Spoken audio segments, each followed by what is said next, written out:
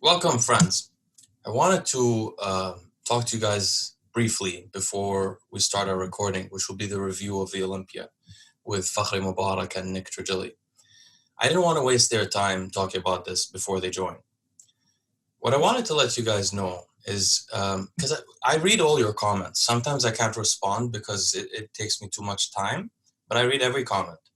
And I noticed that there was a comment that was the most downvoted comment on the part one of our Olympia review, but it did have like 7 likes or so. So apparently there is a group of people who watch my podcast but don't watch my videos because I made a video last week about the fact that I'm not a nice guy, but I think I'm a good guy. And I explained, my own personal morality there a little bit. So I wanted to explain to you guys, am I picking on Fouad? Actually, if you recall, a couple of podcasts ago, I said I would stop mentioning Fouad despite what he's done. But then recently I found out by accident that his wife had blocked me on Instagram. And I found this both hilarious and also annoying. Then I noticed that he started putting his name in the titles of his videos. The reason is his original blackmail to Nick Trigili was to get me to stop mentioning his name in my podcast because of his horrible health advice and all this kind of stuff, which was the original reason I mentioned it. Not because he threatened Amin. He threatened my old partner Amin to punch him in the face, actually, on his podcast last year, because I mentioned his supplement stack for kidneys was not useful. I mean, this is the kind of person you're dealing with. But I forgave that because Amin and I are not close at all, and we never were. But Nick is different. Nick is a guy who's reformed his life, and he has a past, and many of us have pasts. And he's been honest about his past. But what Fouad tried to do, and I'll try to include a picture here if Nick allows me, Fouad actually committed a felony in the US when he messaged Nick telling him, if Leo mentions me, or if you guys mention me on your podcast, again, one more time, I will release one picture a day and I will ruin you. That was word for word. I hope that Nick allows me to put the screenshot so you guys can see what kind of person he really is behind closed doors. And just so you know, he was trying to get me on the phone. And I eventually spoke to him. And I've talked about this on the in detail in the Del Rey Misfits and Not Another Cookie Cutter related podcast. So he talked to me on the phone. By the way, the last message he sent me was, "You're a skinny bitch." Literally. I think the last message was just bitch, but before that he called me a skinny bitch. So, or some dork or geek. I mean, he's not a good person. By the way, everybody in Canada that has ever met Fouad in a gym has texted me and said this guy is not a nice guy. You go talk to him, he's arrogant, he's rude. Everybody's seen him in expos, same thing. Now, I mentioned before, I actually think Fouad might be a good guy deep inside. But he's so insecure and so arrogant and prideful that he harms other people. And you don't harm my friends because resentments, I don't keep them for myself. You can harm me and I will forget it because I'm not going to poison my soul and sit and think about you all day. But if you harm my friend, it doesn't poison my soul. It doesn't at all. I like to put people in their place when they harm my friends. I like it. I enjoy it. It's very fun. There's no negativity for me at all. So that's why I've been mentioning Fouad on the podcast. And to be honest, there's a second, and that's why I put him in the titles, because that comment, they said the guy was saying, you don't need it for the views. Bro, I'm not trying to get views. I've lost so many subscribers because of me mentioning Fouad. People started thinking I'm a bad guy, and they unsubscribed. So many people. So it doesn't help me, actually. The reason I mention him in the title is because that's exactly what he threatened Nick to stop doing. Don't mention me. And that's why he started putting his name in the titles now to try to make sure that his subscribers don't see my videos about him, that I include mentioning him. And as I said, he's a bit funny, so now it's become a theme of my channel to make jokes about it. Now, I wanted to let you guys know something. I never bully people. If Fouad calls Nick Trigili on the phone and apologizes sincerely, and if he does the same to me and apologizes sincerely, I will stop. I'll stop. Because he's changed his health stuff. He's more health focused. He listened to what I said. He's not such a negative influence in bodybuilding as he was originally. And I don't care. And if I sense someone's weakness or sense that I've hurt them, I back off. So if he calls me, he has my number. Don't worry. He didn't block me either. Nothing. He has my number. He can call. He called me last time to get me to stop talking about him, right? And he can call Nick too. He also has his. So he can call and apologize. If he doesn't do that, I don't care if I lose subscribers. Guys, this is not a business. I've been losing money every month. I hope one day I could support myself doing what I love, but right now I can't. So it's not even a business. This is Leo and longevity. So then when people go to the channel, they don't understand. It's called Leo. This is me. So this is the way I am, guys. And if it bothers you, I encourage you to unsubscribe, okay? Because I believe in the morality of what I'm doing. I believe in it strongly. So if you don't, you have different morals. And maybe you can't respect mine. I highly recommend you watch my video about my morality, which came out last week or this week. But, you know, if you don't respect that, then unsubscribe. It's fine. But I will not back off that guy until he apologizes. That's for sure. And I wanted to mention a couple more things. I took some notes. Yeah. Malicious. I am not malicious. I am putting someone in their place for threatening and harming the weak. He committed a felony, by the way. It was actually blackmail. Even in Canada, it's a felony. If Nick just reported to the police, Fouad would be in jail, actually. The second thing is, Nick forgives Fouad. That's actually why I really stopped mentioning him, by the way. It's not really, Nick doesn't want me to. You know, that's the truth. Nick is he's Saint Nick. He's such a nice guy. He forgives the guy. He totally forgives him. He even asked me, why are you so angry at Fouad? That's just how I am. If you harm someone who's weak, I'll get you eventually. You know, if it involves me, I'll get you. And while I'm not violent anymore, I know enough. Listen, Fouad is brain dead. Okay, he has a supplement line. First of all, this guy is supported by his wife for many years. Everybody knows this. He's a deadbeat. He just sits at home. Then what happened was his brother, who actually did something with his life, invested in his company. He's not even the brains. He's the face. There is no brains in that company because nobody there understands supplements. Literally nobody. Okay, and they don't even know where they source their supplements from. They have just a company that does it for many other of these faces like Dexter Jackson or whatever, all these people. And that's all. They don't really even know where the ingredients come from. Fouad actually thinks that branched chain amino acids don't work. He doesn't even know how leucine works on mTOR. The guy is a brain dead person who got lucky with his genetics a little bit. And he's good at talking. I always give him credit for that. He's great on his podcast, but he's great at literally nothing else. Okay, so it's very easy for me to harm Fouad by talking about him on my channel. Very easy. I mean, I made up a name for him. He calls himself hostile. He's softile. I talked to him on the phone. He's a little pussycat. Trust me. When he texts threats and this stuff. But when he's on the phone, no, he's not like that. No, he's a little pussycat. And I know that because I've met a lot of pussycats in my life. So I can sense one from a while away. He has bitch syndrome. It's very clear. And about the Arabic language stuff, it is absolutely embarrassing that he can't speak Arabic. I am half American, half white American. I spent half my life in America. I can speak Arabic. I mean, I don't speak it very well, but I speak Arabic, certainly. This guy is 100% Arab. I mean, his face looks like the flag of Arabia. And he still can't speak any Arabic. Zero. I mean, like zero. He said he can speak to his mother. No, he can't. And people saying, well, Arabic wasn't spoken in his house. No, it was. He said so before. His mother speaks to him in Arabic and so on. So it is very embarrassing. The reason he can't speak Arabic is because of two reasons. He is not proud of his ancestry. Okay, he's not proud of who he is. He's not proud of our people. He doesn't care about our problems and everything that happened in the Middle East, like the civil war in Lebanon that his family escaped. Okay, the second reason is because he has a low IQ.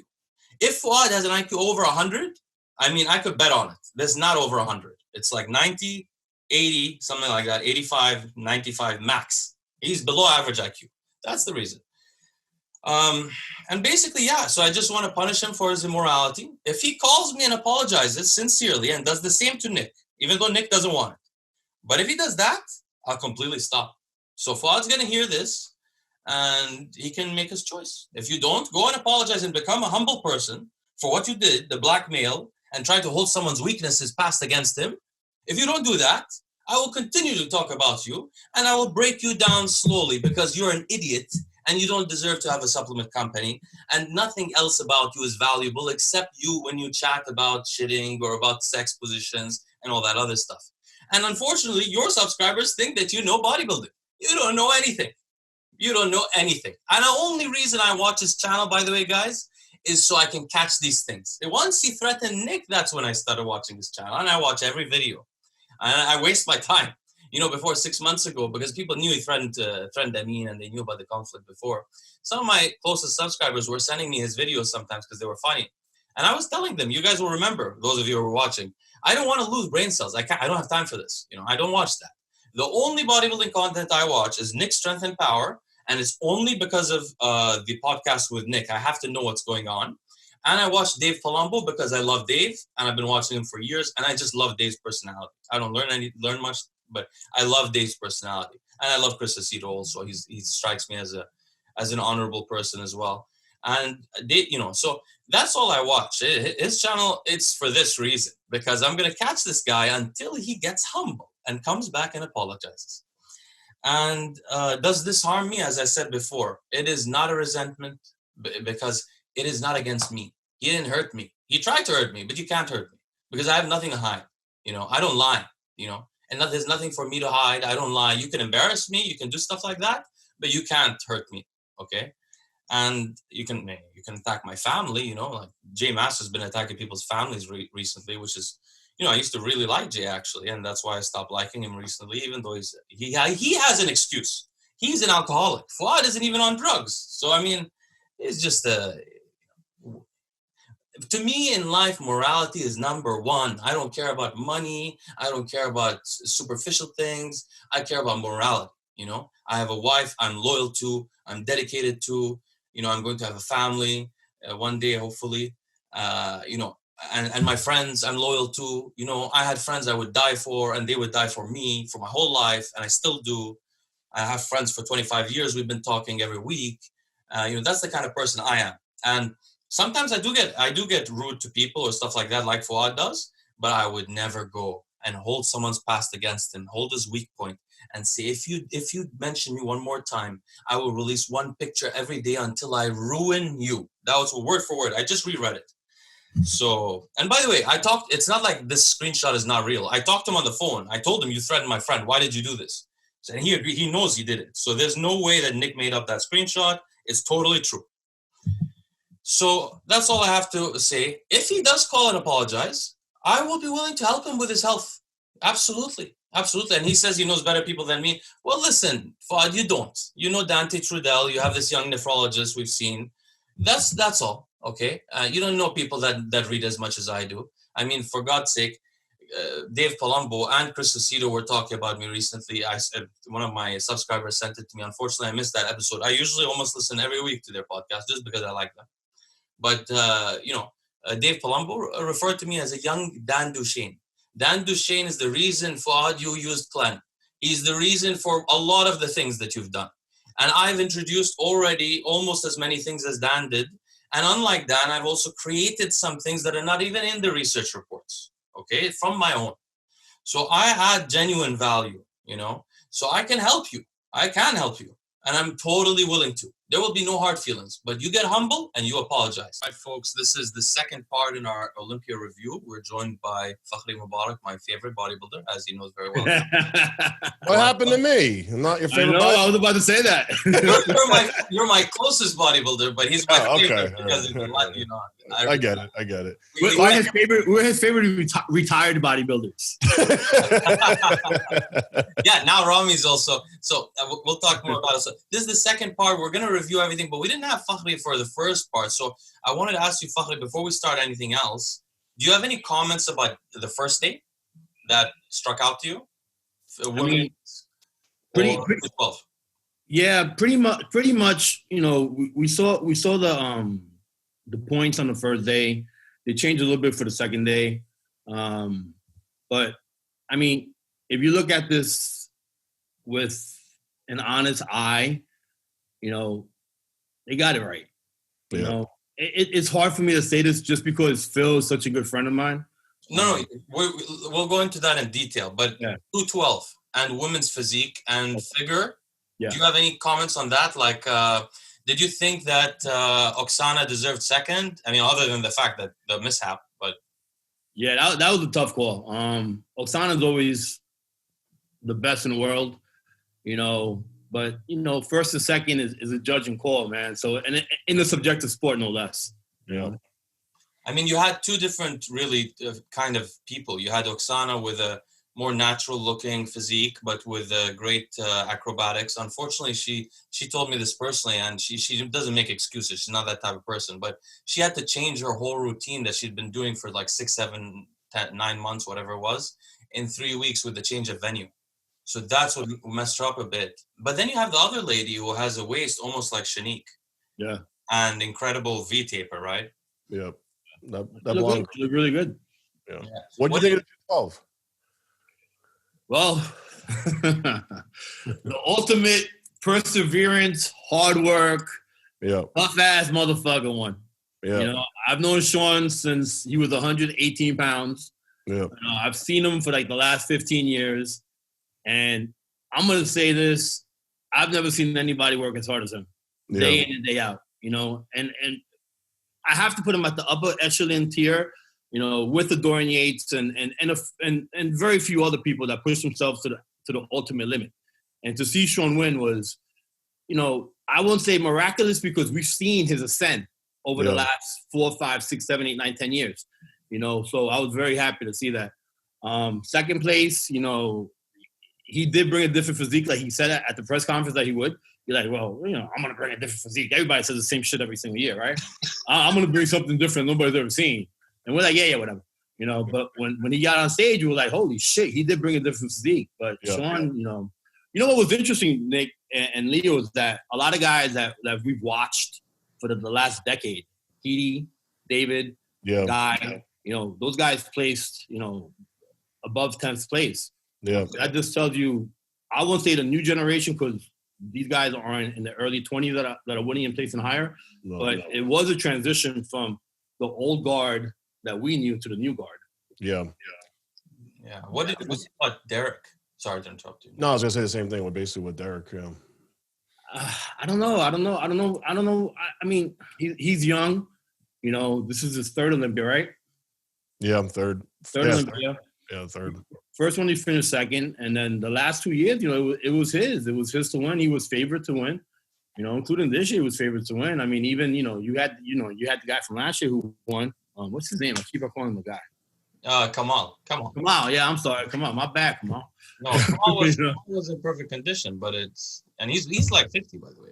Yeah, he's 50. He's 50, man. So I'm gonna hit the gym tomorrow and get ready for next year. I'm 47, so 48 is still young. Nick, I'm coming after you. I can hit the 212 now. I won't make 212 if I get back on gear, bro. In the open, I'll be in the 212.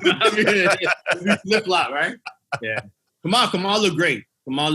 You know, but Shawn is just Shawn is a mini. I don't know. I hate to say this because I don't like to compare anybody to Ronnie, but Shawn is a mini Ronnie Coleman. Like he's just bursting with muscle all over the place, man. It was actually crazy what he looked like. Yeah, I agree. Like, I think he was the most impressive bodybuilder in the entire show. I agree.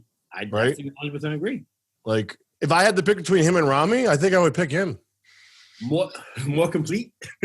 Like, as far as, like, your eyes going to him, like it was, like, super impressive to see that guy pose. Like, everything was popping and screaming and I hate to give Matt Jensen any fucking type of like nod that it's really not him though. It's Shawn though. Like Shawn he's been baking in the oven for 10 years to be that guy though, you know?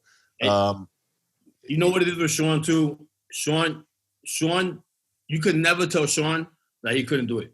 Yeah. And it's a difference between somebody saying, you know what, I'm going to win this and I'm going to do it than somebody who really fucking believes they're going to do it. And Shawn carried himself around all the time. And out here, Shawn's cocky. No, Shawn's not cocky. Shawn just knows he's going to be good. And you can never tell Shawn that he was not going to win. Like, he knew he was going to win pro shows. He knew he was going to get his pro card. He knew he was going to win pro shows. And he knew he was going to win Miss Olympia. Like, he knew it. He really, really knew it. He said it every single year. Yeah. Even all those times behind Flex and everyone else, you know? I'm coming to win. That he was going to pass everyone else. Like, that's just crazy, you know? And he did with hard work. That's all hard work, all hard lifting heavy weights for reps and growing. That's what it is. My only concern now is I don't want him to get bigger. I don't want to see him grow anymore. Where? You know, like I know that's the thing. I don't want to see that happen to him. You know, because he still has plenty of room in the weight class. Yeah, yeah, right. Which is even more. 170 something in the high 170s. Yeah, I think so, something like that. It's still 183, but I was third. That wasn't a daily show. Which is it's just the only thing that scared me was having Matt in his corner, because Matt's gonna be like, let's push. And I hope, like, literally all he has to do is show up every year looking exactly the same and he can win. Granted, that's very hard to do in bodybuilding, but he doesn't need to improve really anything, to be honest with you. So his back is phenomenal. But Shawn is so consistent that he's really never been out of shape.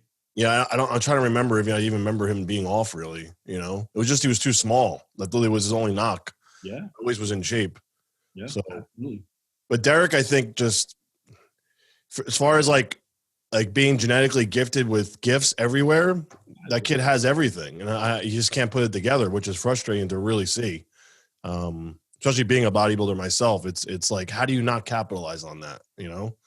Because, like, honestly, Derek could be a phenomenal, I think, even open competitor. Not saying he has to win the Mr. Olympia to be good, but he could be a very good open bodybuilder probably one day. Same with George Peterson. I think George has a really good chance too. I think George needs to move up, though. Yeah, he's too tall. Yeah, he's too tall. I was looking at the videos and photos of like last night, I think it was, and he's just way too big. Like his waist, where it ends, is like where Shawn's head is. It's like Shawn's like 5 foot tall, and then George's like 5'8", 5'9". So it's like, is he that tall? Yeah. Wow. Yeah. So, too tall. Did you think that Guy Cisternino should have come back this year after having the shoulder surgery and stuff like that? Because he apparently needs shoulder replacements. He's had I think the scraping. I think Guy did it more so for personal reasons this year, more than anything.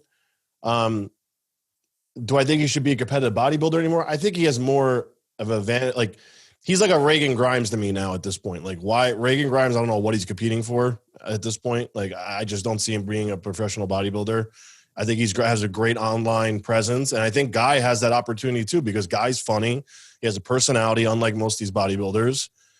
People like him. Companies like him. He's with PJ now, and I think he can do a lot more for himself as far as being an online bodybuilder, whatever the fuck you want to categorize that as. But I just don't think, as far as competing goes, unless he really truly wants to keep killing himself, there's really nothing to gain from that at this point. I mean, he can't get any more popular. Everyone knows who Guy is at this point. So yeah, he does really have a personality. I found out that apparently he called Big Lenny on the phone and he'll call everybody. He calls everybody. It's so annoying. Like, I don't want to talk. Try to fight him. He said, where are you? I'm gonna fight with you. Why are you attacking my family? And Lenny's like, attacking your family? Lenny would never do something like that. She's like, what are you talking about? He's like, she tells him, have you ever heard of a troll? Like, he's using my name. It's a troll. It's not me. I remember someone did the same thing to me, and I thought it was Lenny, and then I finally found out it wasn't even Lenny. No, and someone has fake names all over the place of Lenny. Yeah. Guy's aggressive, though. Yeah, he's aggressive. Yeah, a little bit. He's a short-tempered Italian.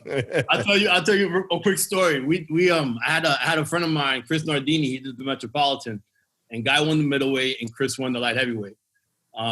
Man, Chris was a good bodybuilder too. Yeah, remember Chris Nardini? Yeah, he could have been really good, but he won the light heavyweight class at 184 pounds at the Jesus Christ. But he looks over to me and goes, how much did you say you weighed at the Beth Francis when you won the overall? I was like, 186. He goes, oh man, so I was smaller than you and I beat you. I'm like, yeah, but you didn't look better though. You didn't look better. So anyway, after the overall, Guy goes to the back room. Remember the back room of the old BMCC? Guy starts throwing fucking chairs and we're fucking ducking and everything. You know, he starts fucking screaming. You know, I'm like, wow, this. You know, I didn't know him at that time, so I was like, this guy's a punk, man. Like, this guy's like, he had like a bad temper or something, man. Yeah. You know, but then I got to know him. You know, he's a good dude. Yeah, guys, he's just tempered. He's got a bad temper. What did you think about the women's physique?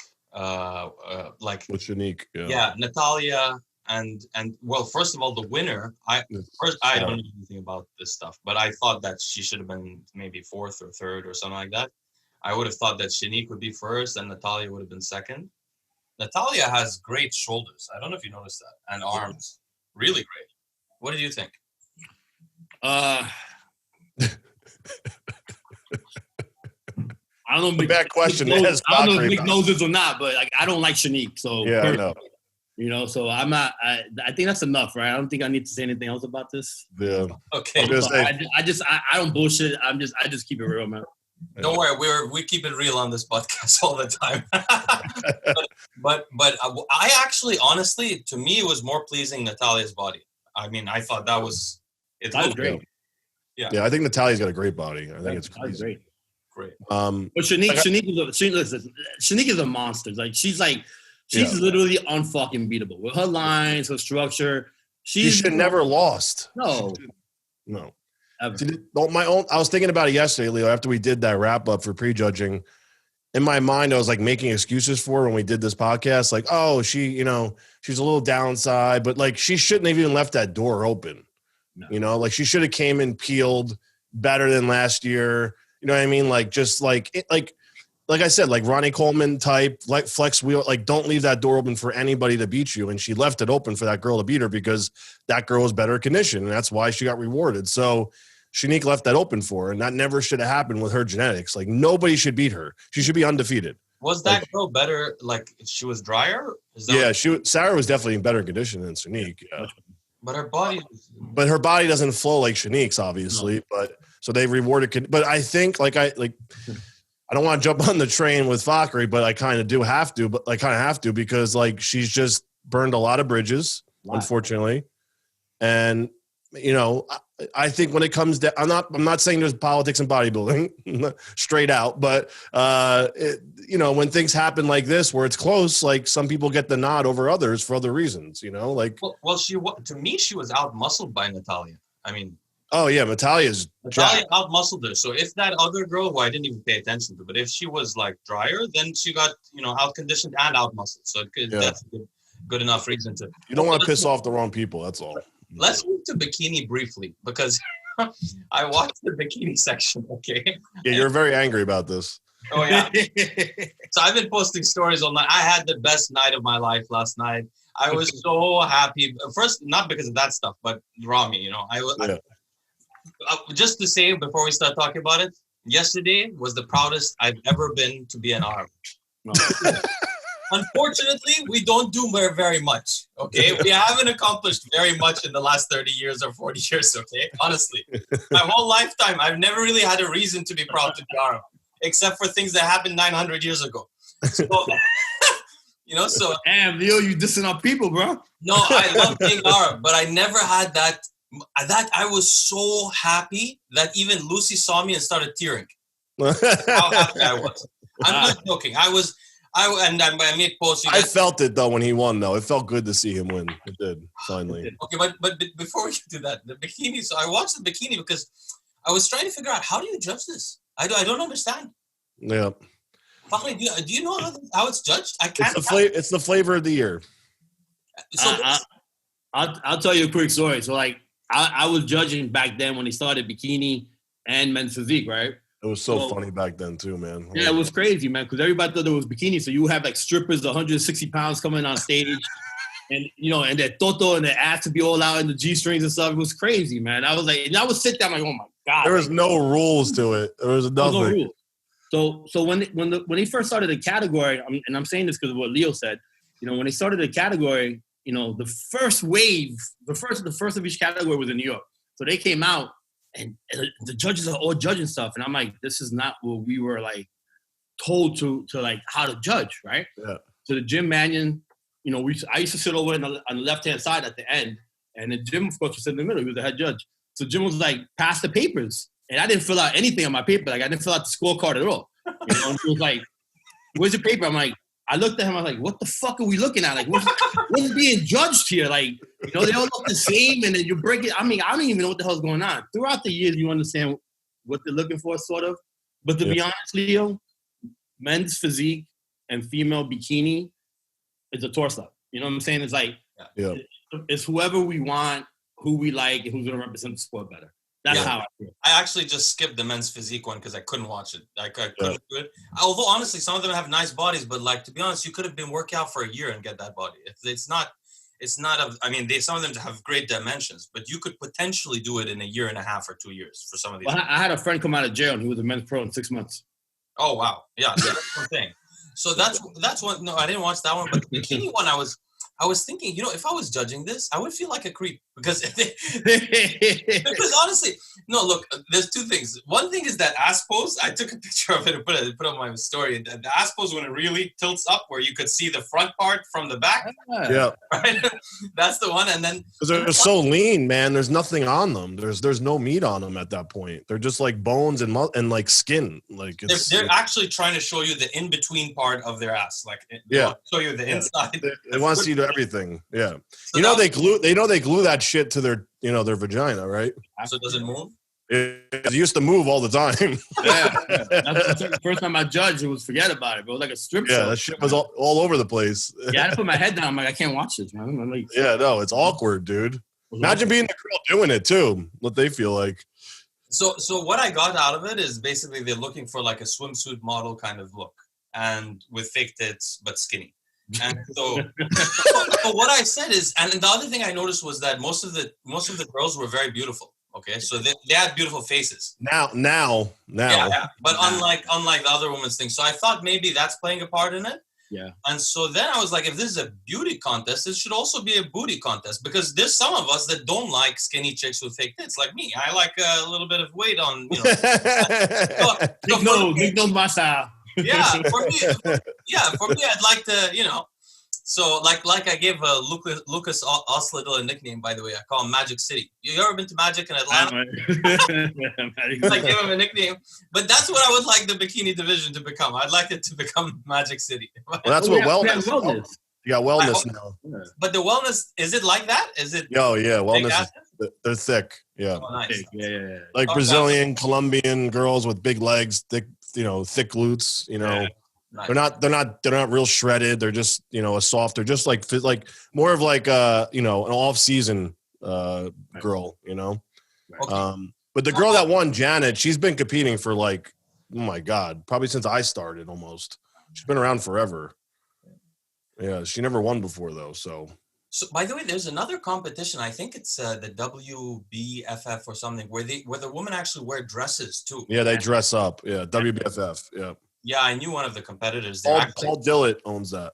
I actually once I went to the Arnold, and at these events people hook up a lot. So yeah, of course. I hooked up with one of those chicks from the WBFF thing. They're all wackos though. You leave them there. Yeah, I did. Hey, I'm going to get food. I'll be right back. All right. So two last things. Okay. These are maybe not politically correct a little bit, but it's funny. Okay, so Bob Chick's clothing yesterday was unbelievable. It was better than the first day. I know. I tried to explain to Leo about Bob Chick's clothes, but he didn't really understand. Yeah, Bob is a little extravagant. No, yesterday he was. I tried to get a picture of it, but he was wearing pants that were black with a leather line down the middle. Yeah, 1 inch leather line. That's a signature Bob move. Doesn't match the curtain he was wearing on top. So he was wearing my grandmother's bedroom curtain from 1994. I swear, it's the same curtain. I don't know how he got the fabric. It looked like the tablecloths. And then I noticed he has the exact same ring as Arnold, the skull ring. I don't know if Arnold gave it to him or something like that, but it was pretty funny. The last thing, Bob, man, that's definitely Bob. The last thing is a lot of people who have been asking, why is Jay's hair short and stuff like that. You have to do that when you get a hair transplant. You have to cut your hair short. So you think he got it done? I'm certain he would never cut his hair for another reason, because it looks more bald and his hair is his signature. I know. I was gonna say I thought his hair looked really bad. Actually, I'm like, why the fuck did he cut it?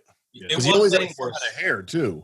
It was getting worse and worse, and I think he had to get plugs. You think he got it done before though? Because there's no way he was able to keep his hair, man. You can't get it done without shaving your head. No, I'm saying like maybe 10 years ago, 5 years ago or something. You think he got it done before? I don't know. Some people have, they keep their hair, but he was losing it eventually. Yeah, because he had a nice full head of hair, man. Always, bro. Always. Yeah. Always. Like, it's phenomenal. Like, I couldn't even make it to turning pro with my hair. No, I mean, what's that cartoon character called with all the hair? Johnny Bravo? Johnny Bravo. Yeah, that was Jay Cutler. Yep. Yeah, I mean, it's his logo. His logo has his hair on it. Yeah, the hair. So he's gonna grow it back. So that's why I think it's plugs. You would never cut it for any other reason. But anyway, okay, let's talk about the fun stuff. So first, should we do classic physique? Yeah, we can talk about classic real quick. Real quick, because there are some weird things that happen there also. So what are your opinions? I had Terrance second. I had Breon third, even when I did my my prejudging, whatever you want to call it. I think Terrance just outclassed Breon, outposed them, and I think that has a lot to do with that division for sure. And Terrance physique is just flawless in my opinion. And to me, Breon looks more like a bodybuilder. He's very muscular. He talks about being very complete and all, but yeah, he looks like a bodybuilder there. Terrance to me looks like a classic physique. He doesn't have like huge round muscle bellies. He's not like extremely shredded. There's a nice balance. And that's the same thing with Chris. Like he's not overly muscular. He almost looks like an athlete. You know, I mean, he does look like an athlete. Like they're not looking like muscle bound dudes. Like Breon to me looks muscle bound. And I think that's what they're kind of steering away for a little bit in classic. I mean, at least for the winner, you know, because then obviously you had that other guy who's like pretty big. I don't remember his name. He got fourth. The guy with the dreads. Oh, you're talking about what's his name? His name is Brian Jones. Yeah, he's like jacked. Like I don't know. Yeah, he's like you think he's jacked though, right? Like he's not like I think he's gonna be awesome if he transitions to bodybuilding. Yeah, he should. But interestingly, Chris's waist is still smaller than his, even though that he's African American. Chris really? It's crazy. Yeah. I looked at them a lot. What fuck? Well, I mean, Chris looked phenomenal. You know, he's another one that he was like, I'm bringing a different package and I'm going to set the standard. You know, Breon was going back and forth with him, but he did. Yeah, his back was phenomenal. Yeah, he was just, even his front poses, he was just so much bigger than both of them. Of course, it's height and weight. Yeah. Those divisions. We also have to remember that most of these guys were bodybuilders before they became classic physique competitors. Yeah. So they have the ability to put on size. They either one or two things. They didn't feel like pushing themselves to become bodybuilders, you know, with the drugs and the food and the training and stuff like that. Not training because everybody trains hard, you know. So they settled into a category that fit them correctly. Yeah, I don't think anybody. I barely think anybody fucking trains hard. Yeah, I know. That's my opinion. So they had to settle into something that fit their, you know, not just the physique, but the mental aspect of what they wanted to look like and feel better as looking like. Not everybody wants to be 300 pounds, 250, 260, 270 off season. Now, there was a guy who won the Mr. Olympia once, and he became like a legend from the 70s or 80s. He competed at almost the time of Arnold, right after Arnold, before Lee Haney. Before Lee Haney started winning, there was this guy that everyone says is the king of aesthetics. He had like a narrow waist. You know what I'm talking about? Chris Dickinson? No, not Chris Dickinson. I mean, no, he's a white guy. And he's Frank Zane. Huh? Frank Zane? Frank Zane. Oh, Frank Zane. So I thought, like, if you're looking at classic as in a Frank Zane, then Breon sort of looks like that. He looks like a small, complete bodybuilder within nice proportions, but not extreme proportions. Whereas when you look at Chris, because just the shoulder width with that, you know, it's beautiful for a non-bodybuilder. Like for people walking down the street, they look at him and they say, "Wow, that's impressive," you know? Yeah. And I agree with your analysis, Nick. Otherwise, I think Terrance could beat Chris eventually. I do. I really do. Especially with his posing and his presentation and his ability to, I don't know, just the way that guy performs on that stage is like, you know, he's a killer poser. And I just think he has the right frame for it. Like he's not, even if he puts on a little bit more muscle, which he does have a little bit of room, like he's not going to look like if Chris gets too big, it could throw him off a little bit. You know what I mean? Terrance, I don't think he could like throw his lines out. I mean, I think eventually Chris has got to be a little careful unless he just quits. He could probably get, because he was a bodybuilder. He turned pro in bodybuilding. So I feel like Chris has got to be careful with the weight thing, you know? But I think Terrance is definitely going to be there for a while. I don't think he's going anywhere. I think he's got a good chance of doing well for a while in that division, you know? I think Chris can gain 20 pounds or so. He has on his weight limit. Yeah. Well, Terrance is another one. I mean, I've seen Terrance come from, you know, literally not placing the MPC to placing, you know. I was his first coach. No way. Yeah. You know, it's funny because I have an email from him telling me that he's going to win Mr. Olympia and do this and do that. You know, this is like early 2011, 2012. And you know how we do. We're like, yeah, whatever, bro. I was living in Pensacola at the time with my ex, and he's from Pensacola, Florida, and he used to go to the gym, and I would see him in there, and I was hardcore bodybuilder at the time, and this kid just got out of the Navy because like everyone's from the Navy down there, Yes. and he was literally like a Sean Clarita, like he had no muscle on him. And I prepped him for his first couple of shows, and he won everything, even though he was skinny. Like he had no muscle on him. I mean, like just like skinny muscle kid. You know what I mean? Like typical kid, like a wife beater that just like does pull ups and push ups. Like that was Terrance. And he would come up to me in the gym like googly eye because I was like 300 pounds, like ginormous, juiced out of my mind. And he was like, "What do I got to do to get big?" And I'm like, all right, bro, we'll do a show, no problem. Like I didn't really even take him serious. I told him that. And then when I moved back, he was like, "Can you still coach me?" And I was like, "Bro," I'm like, he had, first of all, not that I'm insulting him, but he had no money to pay me. He had no money for food. He had no job at the time because he was living off the Navy thing. And he was like personal training a couple of people. And I was like, "Listen, I can only help you so much. I can't I can still help you with certain things. You know what I mean? I can coach you for free, but like, I can't like send you food and shit. Like I can't do everything for you, you know?" And he was like, no. He's like, "Just do whatever you can for me." So then I was like, "Listen, this guy's a really good coach, Matt Porter. He'll take you to the top." And literally Matt took him to the top because I didn't coach anymore at the time because I was pursuing my career. And then Matt literally took him under his wing and like turned him pro and everything. And that kid became a phenomenal athlete. But he was like a Sean Clarita, like literally like, I mean, he was a pencil, dude. Like when I tell you, like, I didn't think there was even an ounce of an ounce of future in that kid being a bodybuilder, you know? And, but that's just how it is, though, with these guys. You really don't know until they get in the grind and they get into like doing it for a couple of years. But I always wondered, is it better to be like, obviously, you know, some people are just naturally muscular in high school and stuff like skinny, that. 100%. Yeah, because if you're skinny, you can eat as much as possible and gain less fat. So yeah. Okay. I just think that everyone's structure is way better too if you're a skinny kid. Like you start out, usually you have a good structure. Like usually like you're broad shouldered. You know, you have a narrow waist. Some guys obviously they're pretty much like boxes, but you at least have a better chance of putting on muscle that way. You know, when you're fat, you're just fucked. Like your hips actually get wider if you're fat. Yeah, like it's just like, I don't know. I feel like it throws off all your symmetry and everything when you're like that. It has to do with bone structure too. You know, if you have small bones, big bones, right? You know, if you have big bones, you're skinny, it's gonna be tough to put on weight. If you have small, you were skinny. You were skinny, jacked.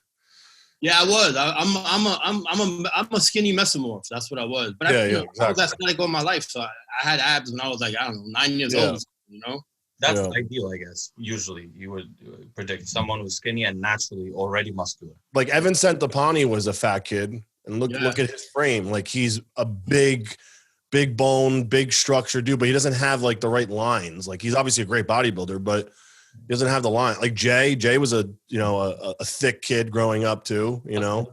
Jay, I was thinking must have been, right? Yeah, Jay was, he was, you know, he was never like a skinny kid. He always had like holding a lot of water and fat. Well, the last thing we can say is just the posing. Yeah, Terrance was amazing in the posing. I saw that too. Beautiful. Yeah, he's really something else with that shit, man. Like he's crazy. All right, let's talk about the fun stuff. This was rough. Well, first of all, we got to give credit about one thing. I researched last night. We talked about Chul Soon. So just to fill you in, Fakhri, yesterday, Nick and I were talking about this Korean guy, the Asian guy in the men's open. The reason why we're talking about him is because I think he is the most muscular East Asian in the history of the world. No, I'm not joking. I mean, that's what I said. I started laughing too. That's a huge accomplishment, man. That's a huge accomplishment. Like, because well, certainly he's the biggest one in the last 30 years. And if you're saying the history of the world, well, there weren't steroids for most of the life. He ended up 12th. He ended up 12th also.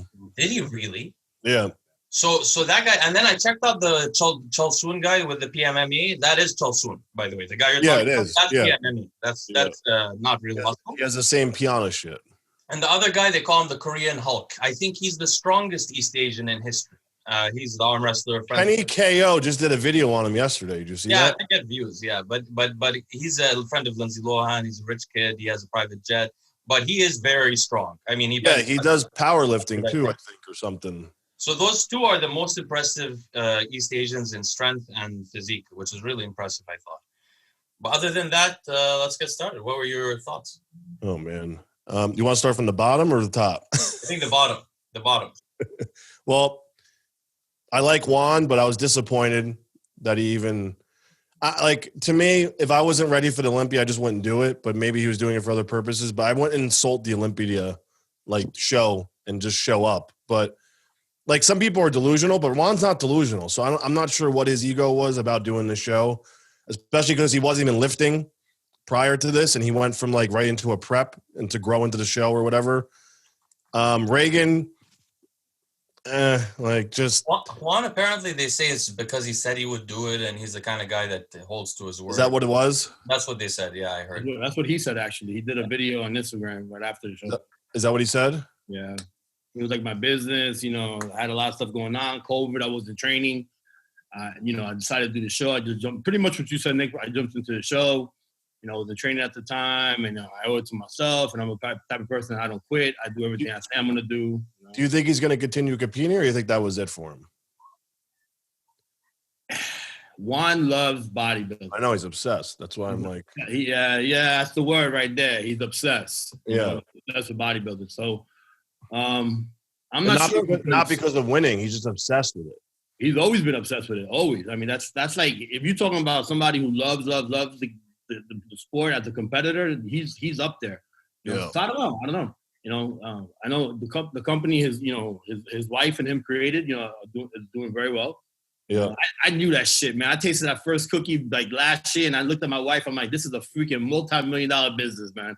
I'm like, call her. I want to invest in the business. No, I remember when he first started bringing them to shows and stuff a couple of years ago.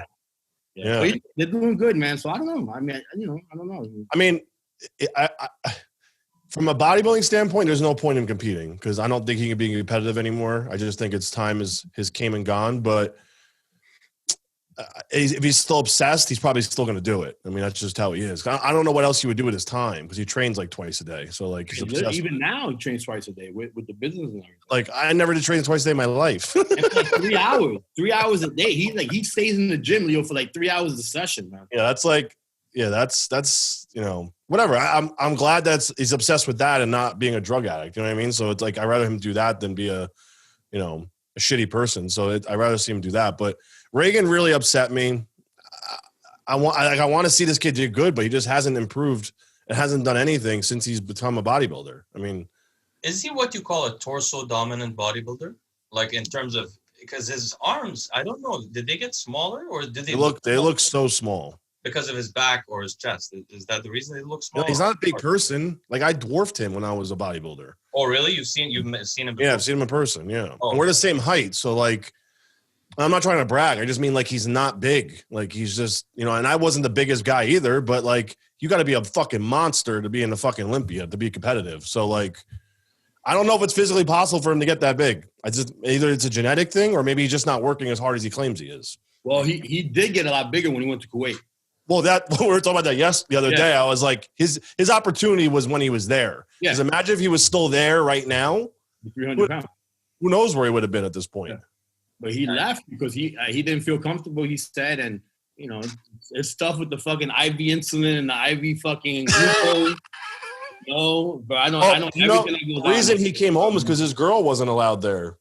Oh yeah, she is allowed, but they have to stay in a separate apartment. She wasn't allowed to be there with him, so he was a little salty about that, so he came home.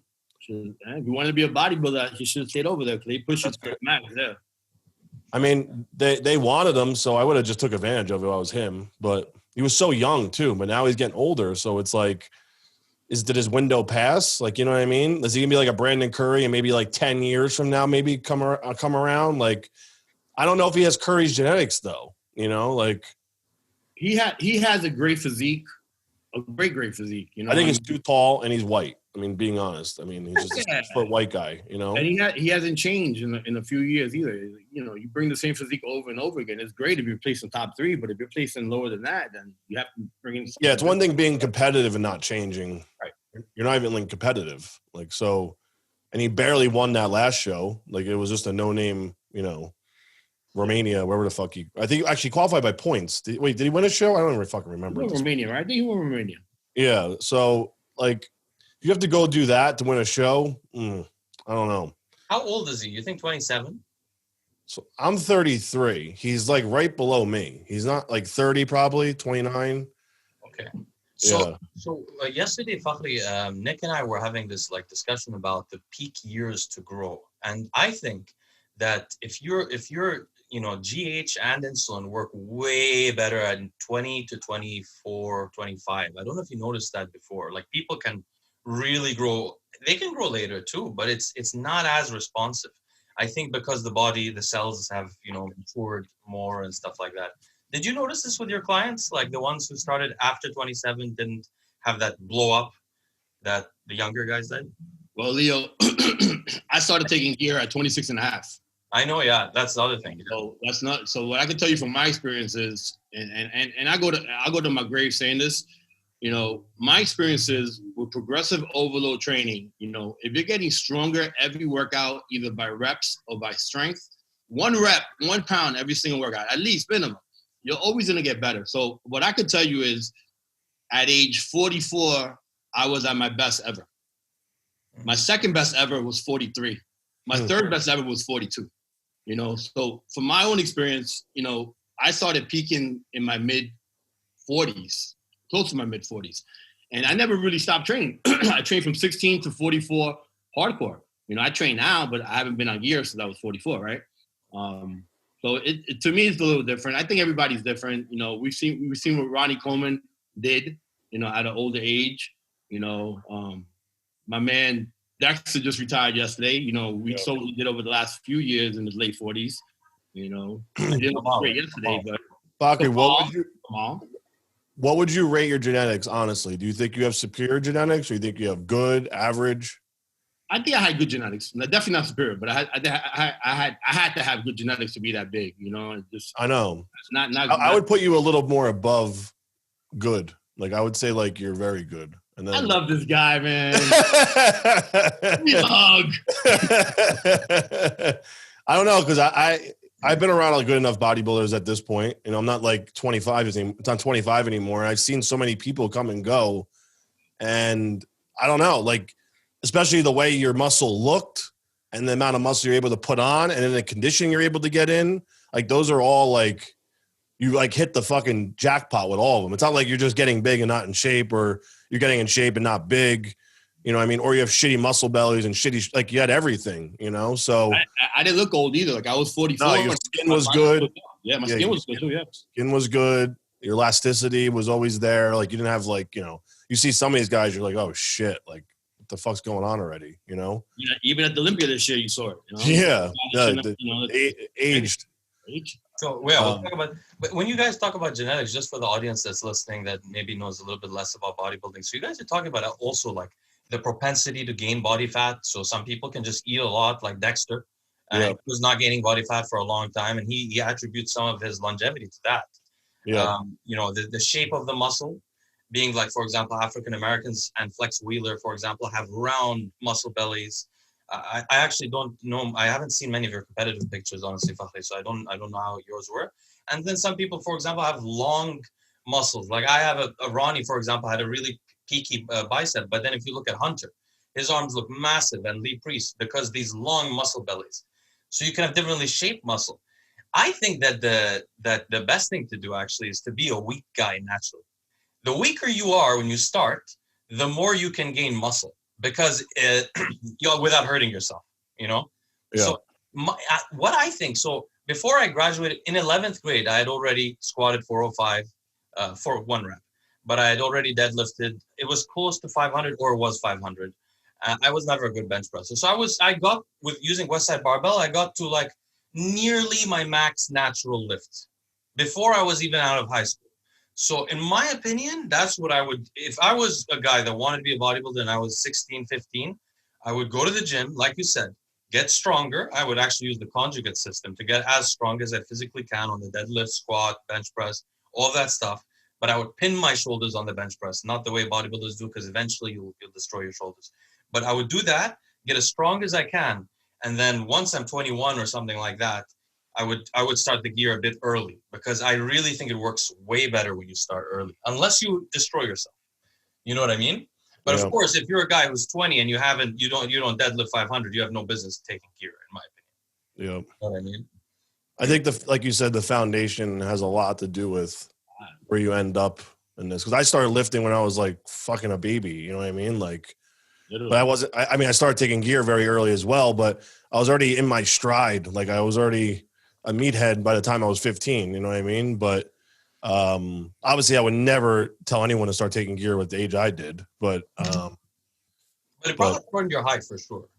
You were gonna grow taller. You were gonna grow taller, I'm sure. Well, yeah, because my mom's side, everyone's like 6'5" plus. Yeah. So my mom's one of 7. Everyone's over 6'5", even the girls. Wow. So my mom's the shortest one. She's like 5'10", 5'11". There are ladies in your family that are 6 feet tall? Yeah. Are you serious? My mom's side's all German and Irish. They're ginormous. Oh, you know Lucy's 6 feet tall. Is she? Yeah, she's taller than me by 2 inches. Holy Chelsea's 5'7", 5'8". Yeah. We'll see if I get it. I'm 5'5". Yo, Leo, my dad is 6'6", 280. I know. He told me. But even my sisters are taller than me. You know. Yeah, but Leo, you're talking about his muscle bellies before. Fakhri doesn't look short though. Like his muscle bellies are all long. They're not stubby. Yeah. Does that make sense? Like he has all long muscle bellies. So when he's on stage, or you look at photos of Fakhri, you would never know if he's a short guy or not because you're like, oh wait, I can't tell because his calves, everything's long, everything attaches real like at the bottom of his muscils. So unless Nick is standing next to me, then I look 5'5". Yeah, well, I sent him the photo of you and me from. Did you see that photo? I sent you last night with me and Fakhri when I was in the gym. Oh, I didn't see it. I got so many. I was wearing the Muscle Meds tank top. Last night was a party for me. I got it. Ramy. I was shouting. But Fakhri, I want to tell you something that maybe you never considered. The reason why you might be shorter than your father. You know what's weird about me? My father is the exact same height as me, and he's fully Arab Bedouin, and my mother's white, and she's 5'9", so she's an inch shorter than me, and all my mother's family are tall. So I always was confused. How did I only end up the same height as my father? And the reason I think is a lot of people, kids who have a lot of stress in their childhood, that affects everything, by the way. It causes your brain to be different, and it also causes you to grow less. And for your you stress, fuck? I had a great life. You didn't see my last video? Exactly. which was my favorite, by the way, video I've done. It was probably from not sleeping. Yeah, I also didn't sleep much. Fucking ducking bullets and shit. Oh, guys, for the audience that watched the first interview with Fakhri, and if you haven't, go watch it. I texted Fakhri afterwards about what I was trying to talk about, and this guy knows. I'm not going to mention what they are, but these are legends that are as legendary as Al Capone in New York City. I mean, you knew them personally. I was shocked. Now it's the first time I know somebody who knows them. I'm so happy about that. Yeah, I mean, these guys are like very. I mean, you can hear about them on YouTube. If you want to learn about them, actually, go to DJ Vlad's channel. He interviewed the Furtado brothers, and they mentioned the people that Fakhri knows. And also, 50 Cent became famous only because of trying to basically dry snitch on one of them. Yeah. I don't know if you remember Fakhri. His original mixtapes were all dry snitching on one of them. The whole rap Quran is about who? It's about Southside, Supreme Team, you know. Fat Nickels, you know what I'm saying? It's Fat Nickels, Nathan, all those guys. Fat Cat and Supreme and these legends, he knew them personally. I mean, this is unbelievable. So I messaged, I was like, you're my favorite bodybuilder. Honor, work hard, and was real, you know, just honest, it's unbelievable. So let's talk about the men's open. So who was next after Reagan? Antoine, which I think Antoine I think he nailed the show. But he's just not ready yet to be a top Olympian. I mean, that's just calling it what it is. I don't think he was off. He just needs to develop other body parts and make the improvements. And he's only been back for a very short time too. So since his little vacation from bodybuilding. So I think he'll do well. I mean, I don't know if he'll be a top 5 guy, but I think he could do well, like win other shows and stuff, and have a good career. But what do you think about him, Thicc? Yeah, Fakhri first. His lats are too high, man. So he has good body parts, but then he has body parts that are gonna hold him back. When you have lats that high, you could bring down your lats a little bit, but you can't bring down your lats a few inches. Yeah. Bring the fullness and the roundness into the lat either, you know. So it's tough, man. I mean, you know, He's tall too. He's a 6 foot guy too. So Isn't he that tall? Really? Yeah. I've never seen him in person. Yeah. But yeah, I mean, he comes in condition. You know, he looks good standing there, but when he starts posing, his some body parts are just not body parts. Yeah. You know, I was wondering, because he came in great condition. Of course, we have to give him great props, and of course, his story is a beautiful story, and we hope to have him on the podcast. And I have great respect for him. But it was interesting because he's very heavy. He says he's like 200 on the off season. He was heavy in the show too. He was like 270s.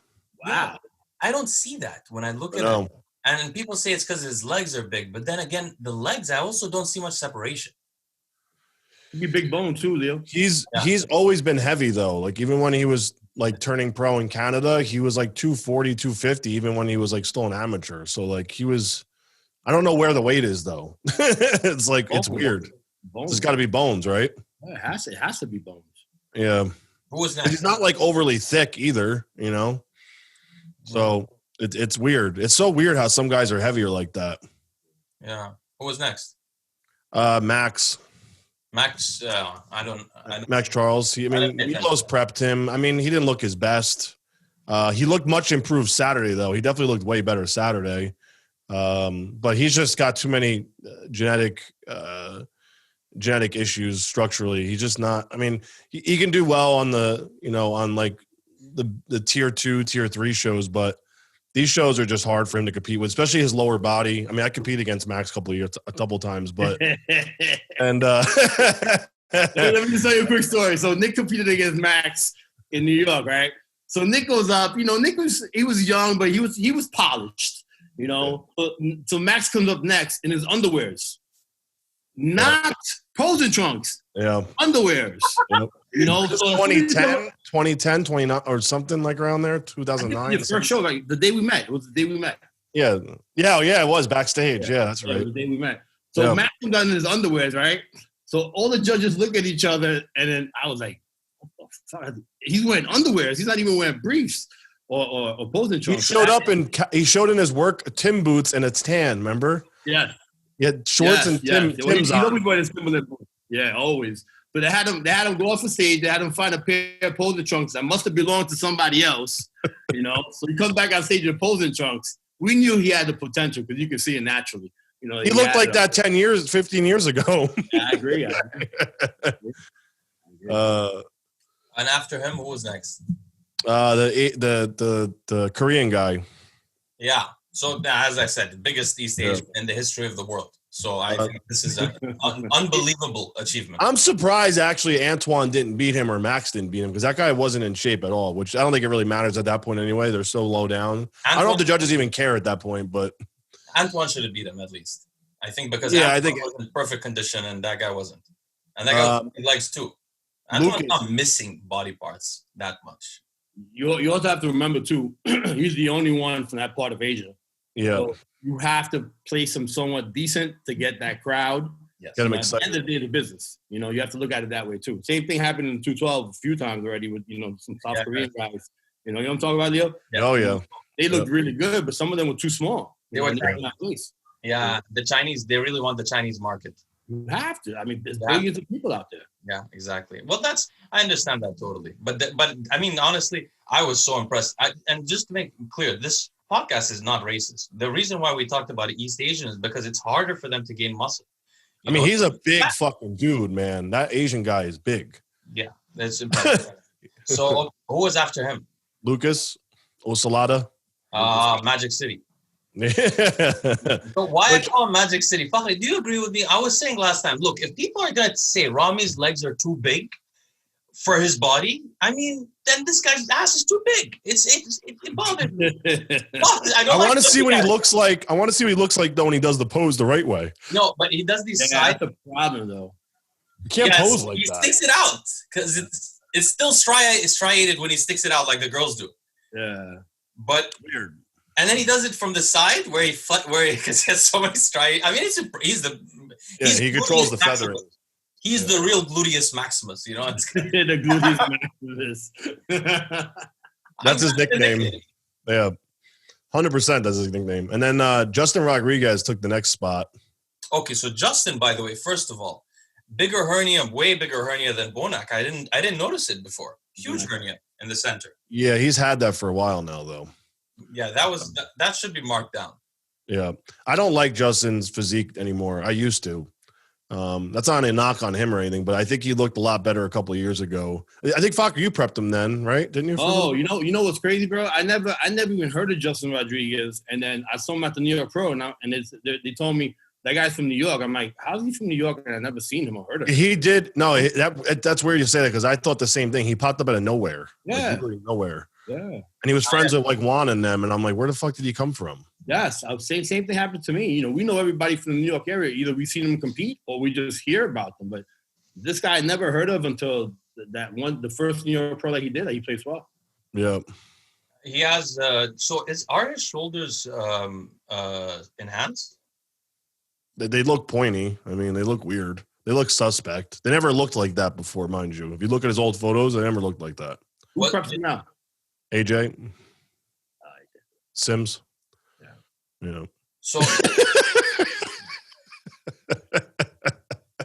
Fakhri knows so much stuff. Between you two, I think there's like an encyclopedia. I used to compete with AJ. I used to compete against him as a teen when I was a teenager. That's how long I known AJ for. Leo, you wouldn't even want to see the texts and WhatsApp between me and Nick. They'll take down the whole sport of bodybuilding. we're like Inside Edition, TMZ, and McGuire are all in one. I mean, invite me to the group text. I will reply. Yeah, absolutely, bro. Absolutely, bro. The only guy I talk about is Fouad Abiad. Like nobody else. Everything else. I told Fakhri the story, by the way. Oh, about Fouad? Yeah. Oh yeah. By the way, I'm destroying that guy's channel slowly. I don't forgive. When somebody attacks my friend, I don't forgive, and it doesn't bother me. I sleep well at night. It doesn't bother me. But when you blackmail, by the way, you know what he did was a felony. It's actually a felony. That's blackmail, by the way. Yeah. Nick is such a sweetheart. He doesn't do anything. He keeps asking me to stop attacking Fouad.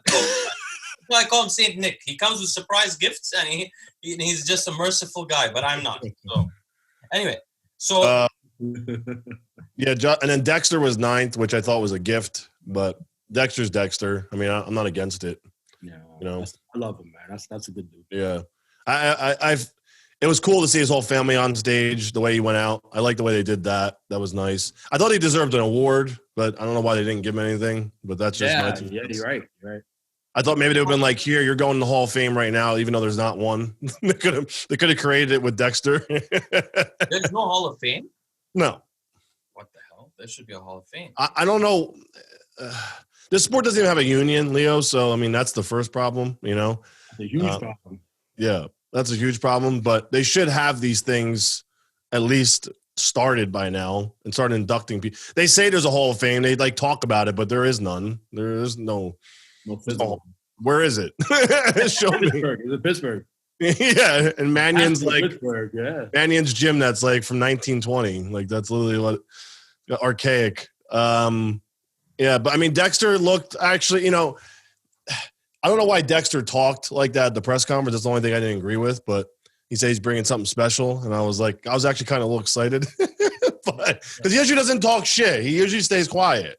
So I thought maybe he improved because he was working with Brad. I thought maybe he like really pushed himself this year and like went crazy, but his body's just too old at this point. I mean, he should have hung it up after he won the Arnold. I think he should have went out on that note, to be honest. When he beat fucking Ramy, he beat Ramy not that long ago, which is the craziest thing ever to think about. You know, that just shows you, you know, how fast things can go downhill. So yeah, Father Time. He's had an amazing career though. Yeah, exactly. Yeah, like insane. Like insane. I was talking to Leo last night about this. I was like, you think he's gonna have like do you think his genetics are that good that he'll be able to have a good life now? And Leo was like 50-50, right? I mean, you were kind of saying, well, what do you mean by good life? It's just not possible. Like, there's no way I could have competed till I was that age. I've been dead. There's just no way.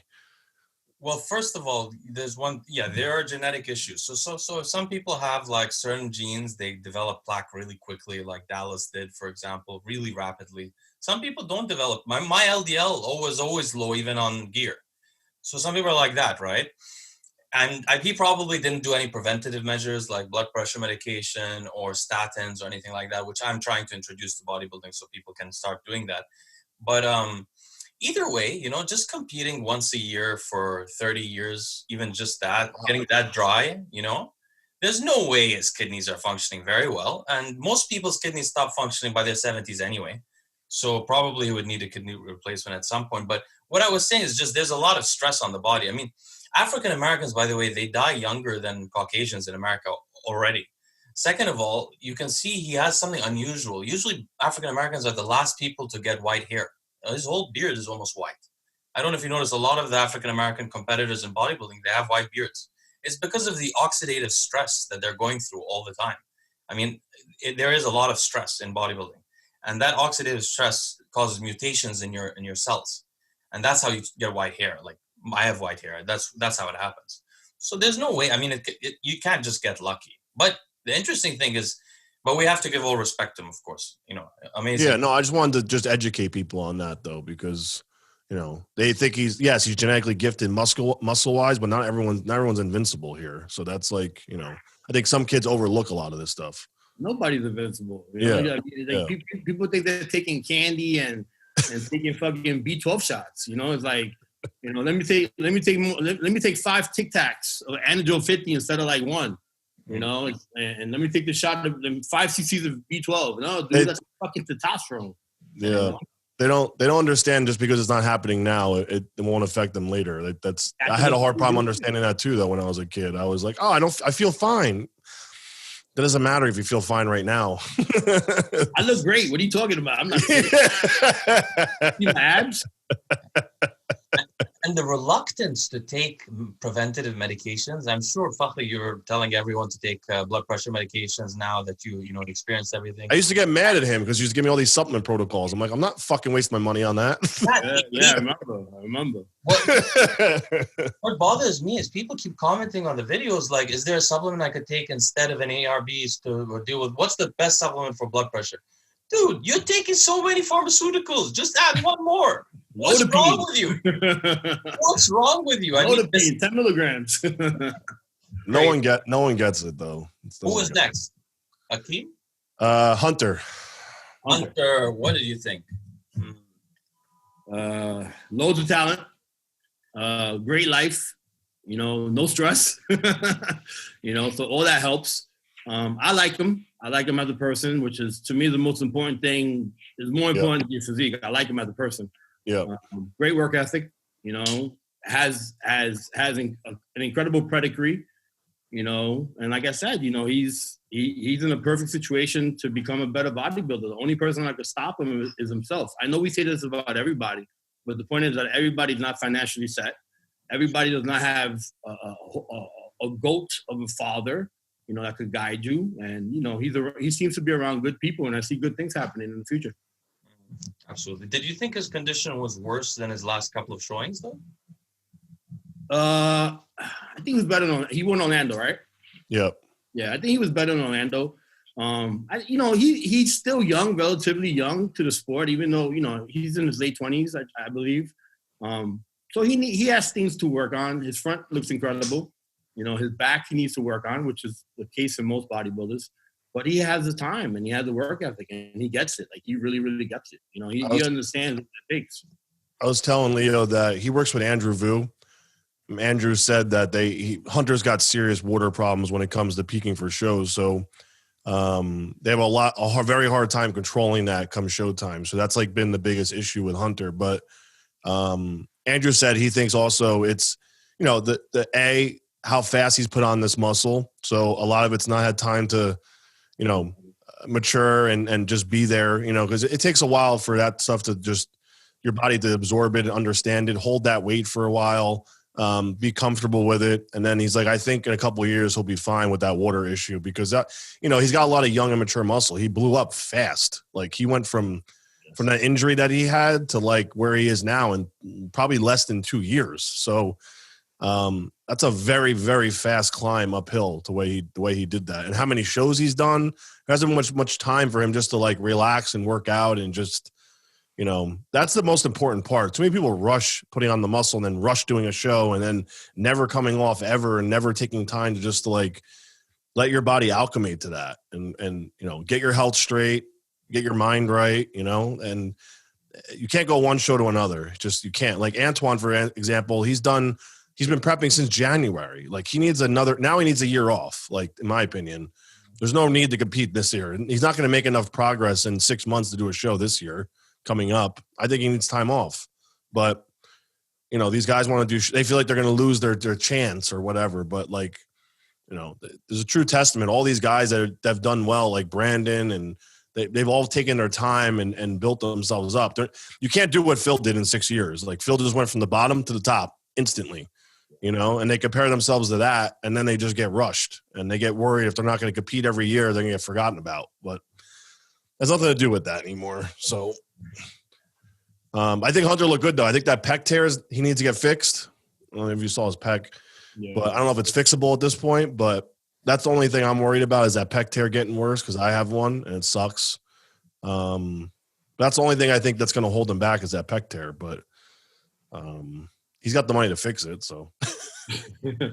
And yeah, he has all the potential in the world, man. I only see good things happening with him. Yeah, he's got all the body parts, you know. Yeah. Could he be Mr. Olympia one day? He has what it takes to get up there. He just needs to get up there the way Nick said, you know, slowly, you know, and being smart. But he doesn't have any weak body parts. It's not like he's missing calves, he's missing arms. He's got everything. Tall. You know, he's the right height, he's the right weight, you know. He has room to improve, you know, so he has everything. Yeah. Ideally, he would compete like once a year, right? And just try to grow more and more. If that, I would, you know, for me, if I was him at this point, there's no point in competing this year, 2021. I mean, he's not going to move up anything. What's he going to go to, like 6? You know what I mean? Like, what is he going to go to at this point? He's not going to beat Bonac and fucking Hadi and Curry and Ramy. Like, there's no way that. So, like, for me to go up a place or two, I would take the year off and then actually move up into the top 5. That's just what I would do. But I wouldn't think rationally if I was a bodybuilder. That's the only thing. So I'm talking from this seat. It's a lot easier. So a lot easier. A lot easier. Yeah. So, but Iian got 7th. I thought Iian looked really good actually. And I'm not the hugest Iian fan, but Iian looked really good. He looked better here than at the New York Pro. Yeah. I think so too. This might have been one of his best showings. I think it's his best showing ever. Yeah, I think so. Best condition he's ever had. I mean, there's a guy like that's what I was talking about in terms of genetics. Like that guy's muscle is just flat. It's not round. It's the opposite of Phil Heath muscle. Yeah. He is huge and he got in crazy condition, obviously. And he did everything he can, but his muscle is sort of flat. So when he's not in good condition, he just looks like a door. Even though like he looked his best yesterday, though, even though like even my girl knows, she's like, when he flexes, nothing happens. Yeah. Like when Phil flexes, it's like electrocution. You know what I mean? Like you see everything just striated and hard and grainy. Even when Ramy gets that now, at least for this show. Like Iian, I still didn't see that, you know, like that fireworks go off when he poses. But what do you think the reason for that is? Is it just the genetics of the muscle? Well, Fakhri, what do you think it is? Yeah, I mean, absolutely. I mean, you know, again, you know, the reason why you say that he has, you know, that flat muscle is because he has big bones. Yeah. When you have big bones, right? And I got some big ass fucking hands for being 5'5". So when you have big bones and you have skin, right? And skin and muscle over those bones, there's only so much you can flex. But when you have small bones and you have the broad muscle bellies, pop. Everything just like Nick said, like Phil, hangs. Yeah, just hangs on there. You know, Dexter, it fucking hangs. Like I've hung out with Dexter and I've been like 20, 30 pounds bigger than him. You know, people are like, yo, you're bigger than Dexter. I'm like, yeah, don't let him take off his shirt though. Yeah. Whole different world. Don't say this too loud because you know Dexter be like, little bro, come on, man. You know that's who he is. But yeah, I mean we've been bigger than a lot of professional bodybuilders. But what counts is the way you look on stage and the way you pop. Yeah, the illusion's real. Illusion's real. Like Phil, every year before the Olympia, he has a big T-shirt on. You're like, oh, yeah, he's not big, and then he takes his shirt off. You're like, oh fuck, like God damn it, you know. I've been with Phil, and there's been a mirror in front of us, and I looked at the mirror and I looked at him. I'm like, yeah, I'm bigger than I'm like, yeah, but this motherfucker got 2 Sando trophies, 3, 4, 5, you know. But in my mind, I'm like, yeah, I got him now. So Iian got lower than Akim. So is Akim next? Yeah, Akim's next.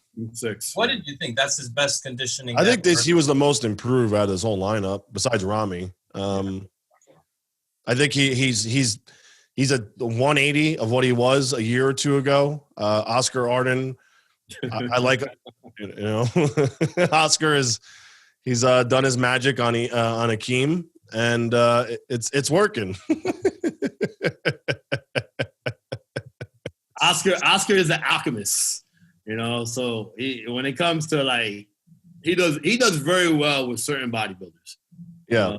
He has to be the right person, though. It has to be the right person. It has to be. I would lose my mind. I would lose my mind with him. I trained with him for 2 months, and I used to walk out of there with my central nervous system so fucked up. I had to sit in the car for like 45 minutes before. Yeah, you're just like shaking and vibrating. Yeah, I did one workout with him. Never again. Never again.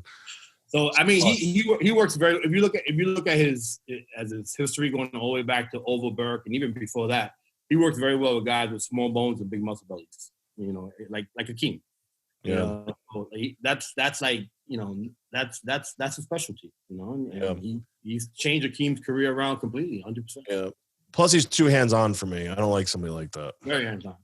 Yeah. Very hands-on. I'm like, just tell me what to fucking do. I'll figure the rest out. You know, I don't need someone to be in the gym with me. You know, Oscar has you reading like Greek literature, Aristotle. Yeah, he's very. Read this book. I'm like, what the fuck is this book gonna do for my legs? You know what I'm saying? Like, no, it's your mindset. I'm like, Oscar, I'm a savage. I don't need any more mindset. You know what I'm saying? No, read this book. And then the next day, here, read this book. I'm like, I didn't finish the first book. I'm like, dude, I listen to like light classical when I work out. I don't need any more rage music.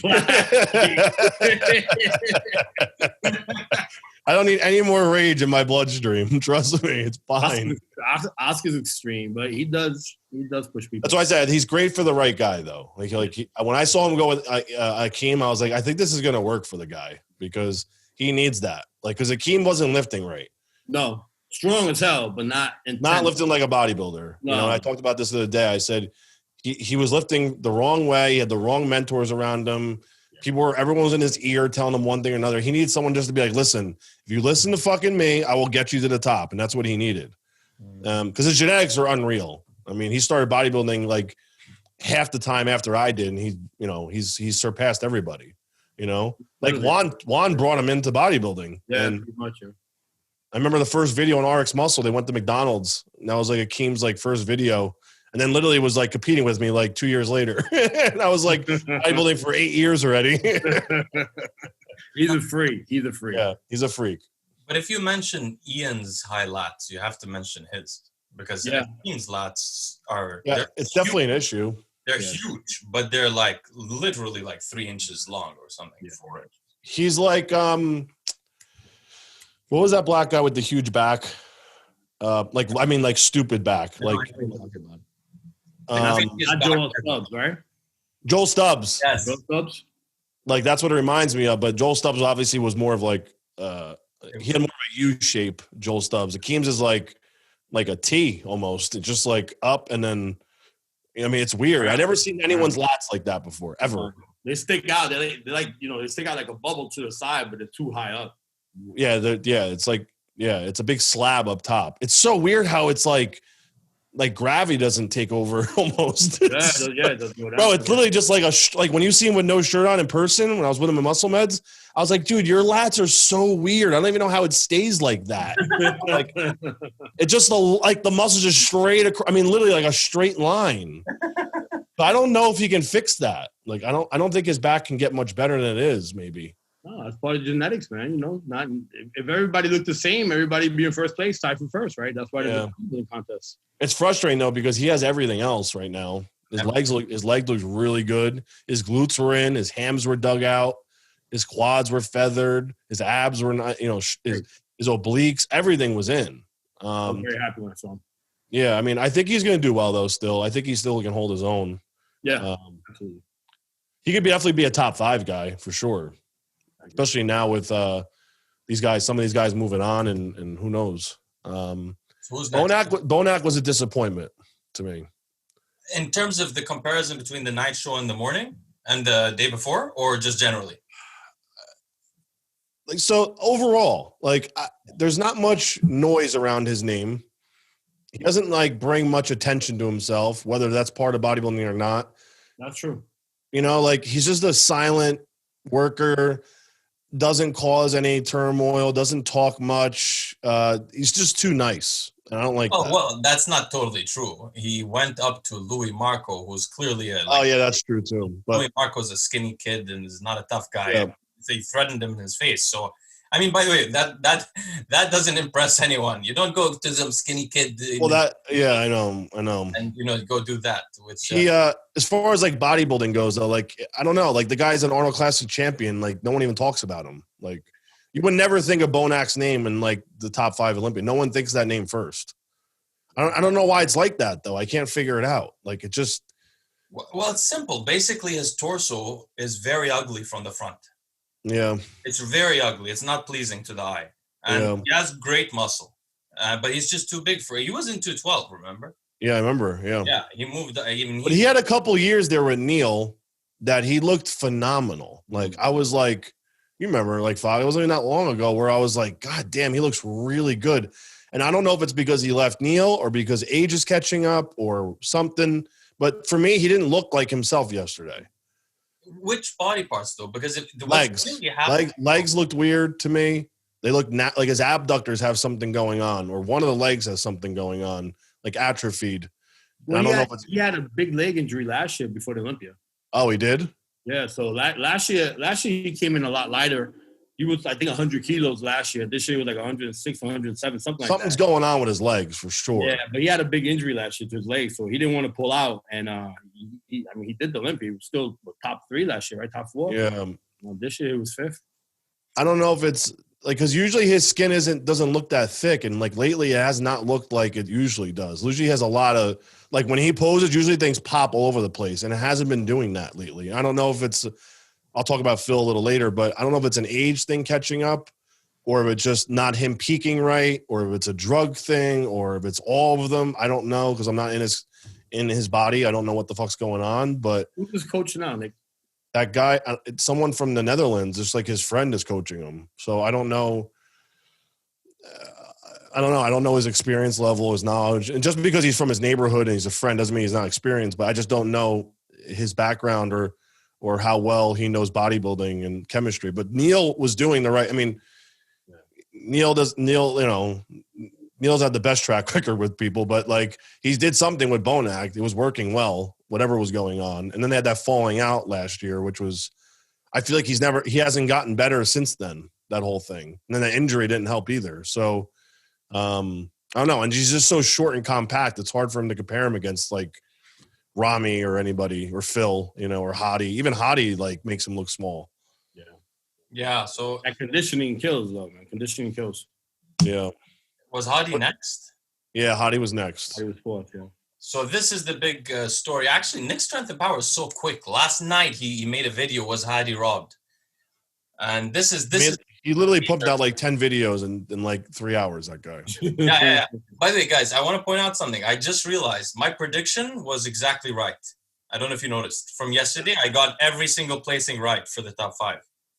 Did you really? Yeah, I got them all right, I think. Someone was saying that, and then I realized I think I got them all. At least at the first 3 I got right. Yeah, you did get the first 3 right. Was that prediction after prejudging or before prejudging? That was before prejudging. Nice, congratulations. Yeah. And I guessed it because of political reasons. Like, I think that Hadi should have been second. So did you see the scorecards, Fak? Did you see what right in front of me? Did you see what happened when all these places got moved around? Because Phil went from 2nd to 4th.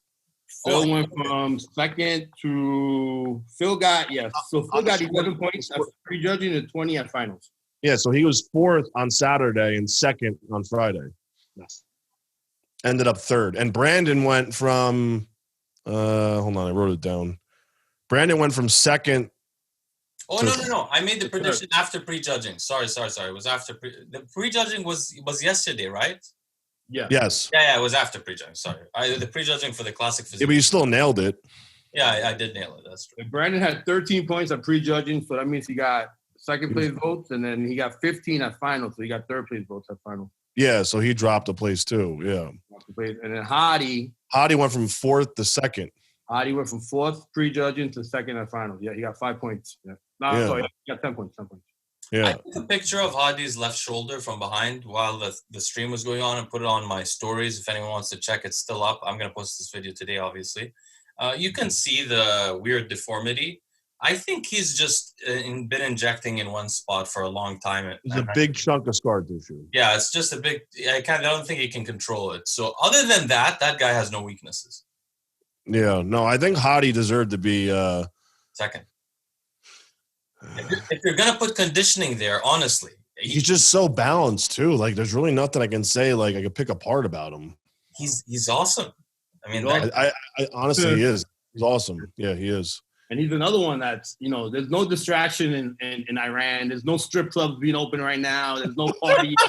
There's no there's no ass to go chasing. He's so happy being a bodybuilder too, man. He's a former bodybuilder, and that's it. He keeps his life simple, and that's why he's become so freaking good. Yeah, I've been to Iran actually in I think like 2005, and yes, you're absolutely right. There's nothing you can do at all, and people are you barely go out. So unless you smoke opium, there's very little to do. No, but a lot of them smoke opium. I don't know. Hashish. No, opium. They smoke something called teriyaq. Yeah, opium is very popular in Iran. It's a traditional thing they do. So unless you do that, but Hadi also, it lives in a place where people love bodybuilders. Like it's like a football. It's like American football is here. So But anyway, for me, they had Ramy points wise 1-1. He didn't, right? Ramy got some second place votes at prejudging. So that means Brandon got 13 points at prejudging, and Ramy got 8. 8, So Brandon had to take some of Ramy's points at prejudging. Yeah. And then at finals, Ramy got perfect scores, and he got 5. Damn. So Phil was 3rd the whole time. So Phil was Phil's 6. Okay, so Phil got all right. So Phil at 11. Okay, so that means Phil got first place votes. Yeah. At prejudging. Yep. It wasn't Brandon, it was Phil, because he got 11 at prejudging, and then he got 20. 20, yeah. Finals, which was 4th. See, I thought he looked better at the finals, but I guess maybe I was wrong. Did you think he looked? I thought he looked better. I mean, that's Mr. Saturday Night. You know what I'm saying? He always shows up harder and better, but I think they already had made that decision based on. So this is my analysis on him was, besides the stomach part, we obviously know the stomach wasn't perfect. It needed to be, in my eyes, for them to really give him that championship, first place. So as soon as I saw it was an issue, when he first came out and did his individual posing on prejudging, I was like, oh, it's fixed, because he held it in. Then when he came out for the comparisons, I was like, oh, shit. I was like, it's still distended a little bit. And I was like, God damn it. I'm like, I hope he doesn't start breathing heavy. Then they posed them a lot, which I'm sure they were going to. I mean, I didn't doubt it. And it just got worse. It didn't look bad when he was in the pose, but he was letting it go out of the poses again. And I was like, God damn it. And even Hadi pointed at it. Did he really? He pointed at it and looked at it for like 10 seconds straight. Holy crap. And then started laughing and then started hitting his poses.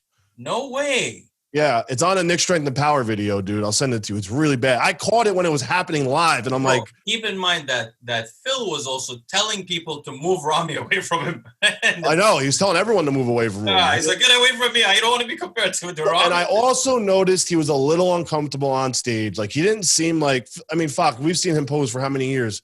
He was not his overly... I don't want to use the word cocky, because I don't mean that. Like, just...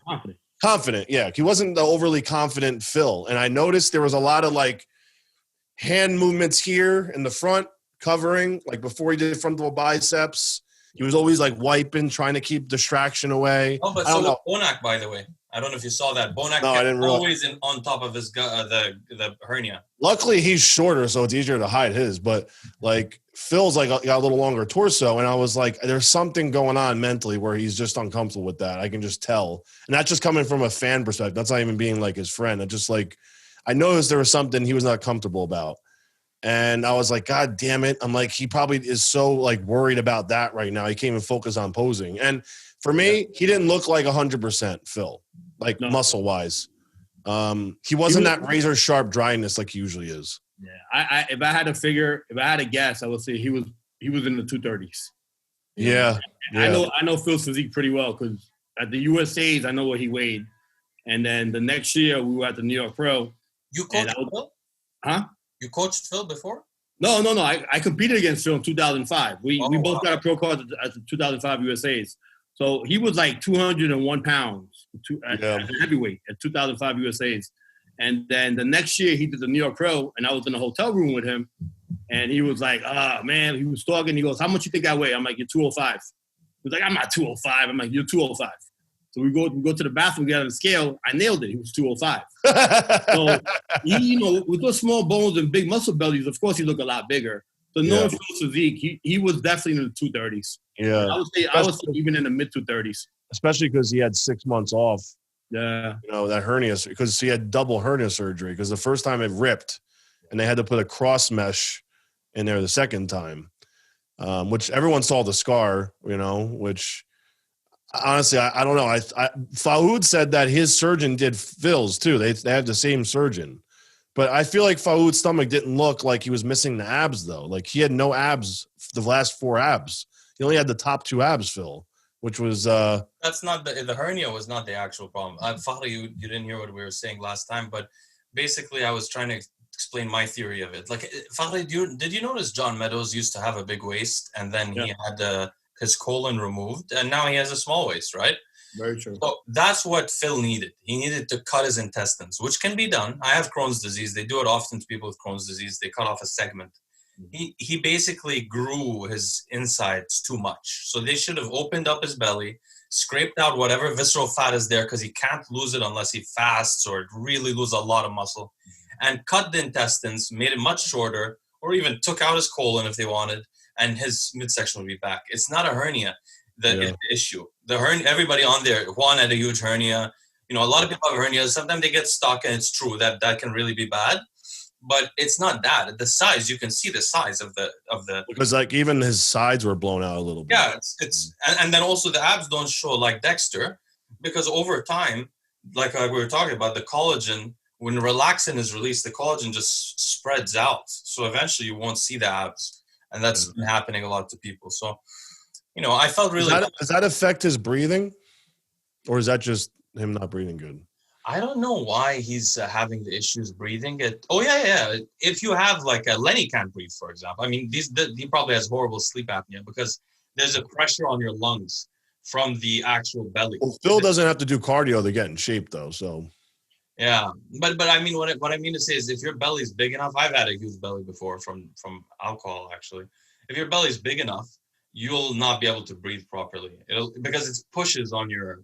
I'm sure if you ever took like a lot of GH and oh yeah, I've been super fucking bloated like that before. Yeah.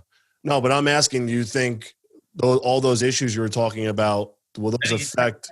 He's trying to keep it in, and then it's going to make it harder to breathe. Yeah, it makes it. Yeah, you just. And him being nervous about the way he looked, that he's not 100%, like you said, Nick. That causes you to breathe heavier because you know you're not 100%, so you're nervous. You're frustrated as fuck too. Frustrated too.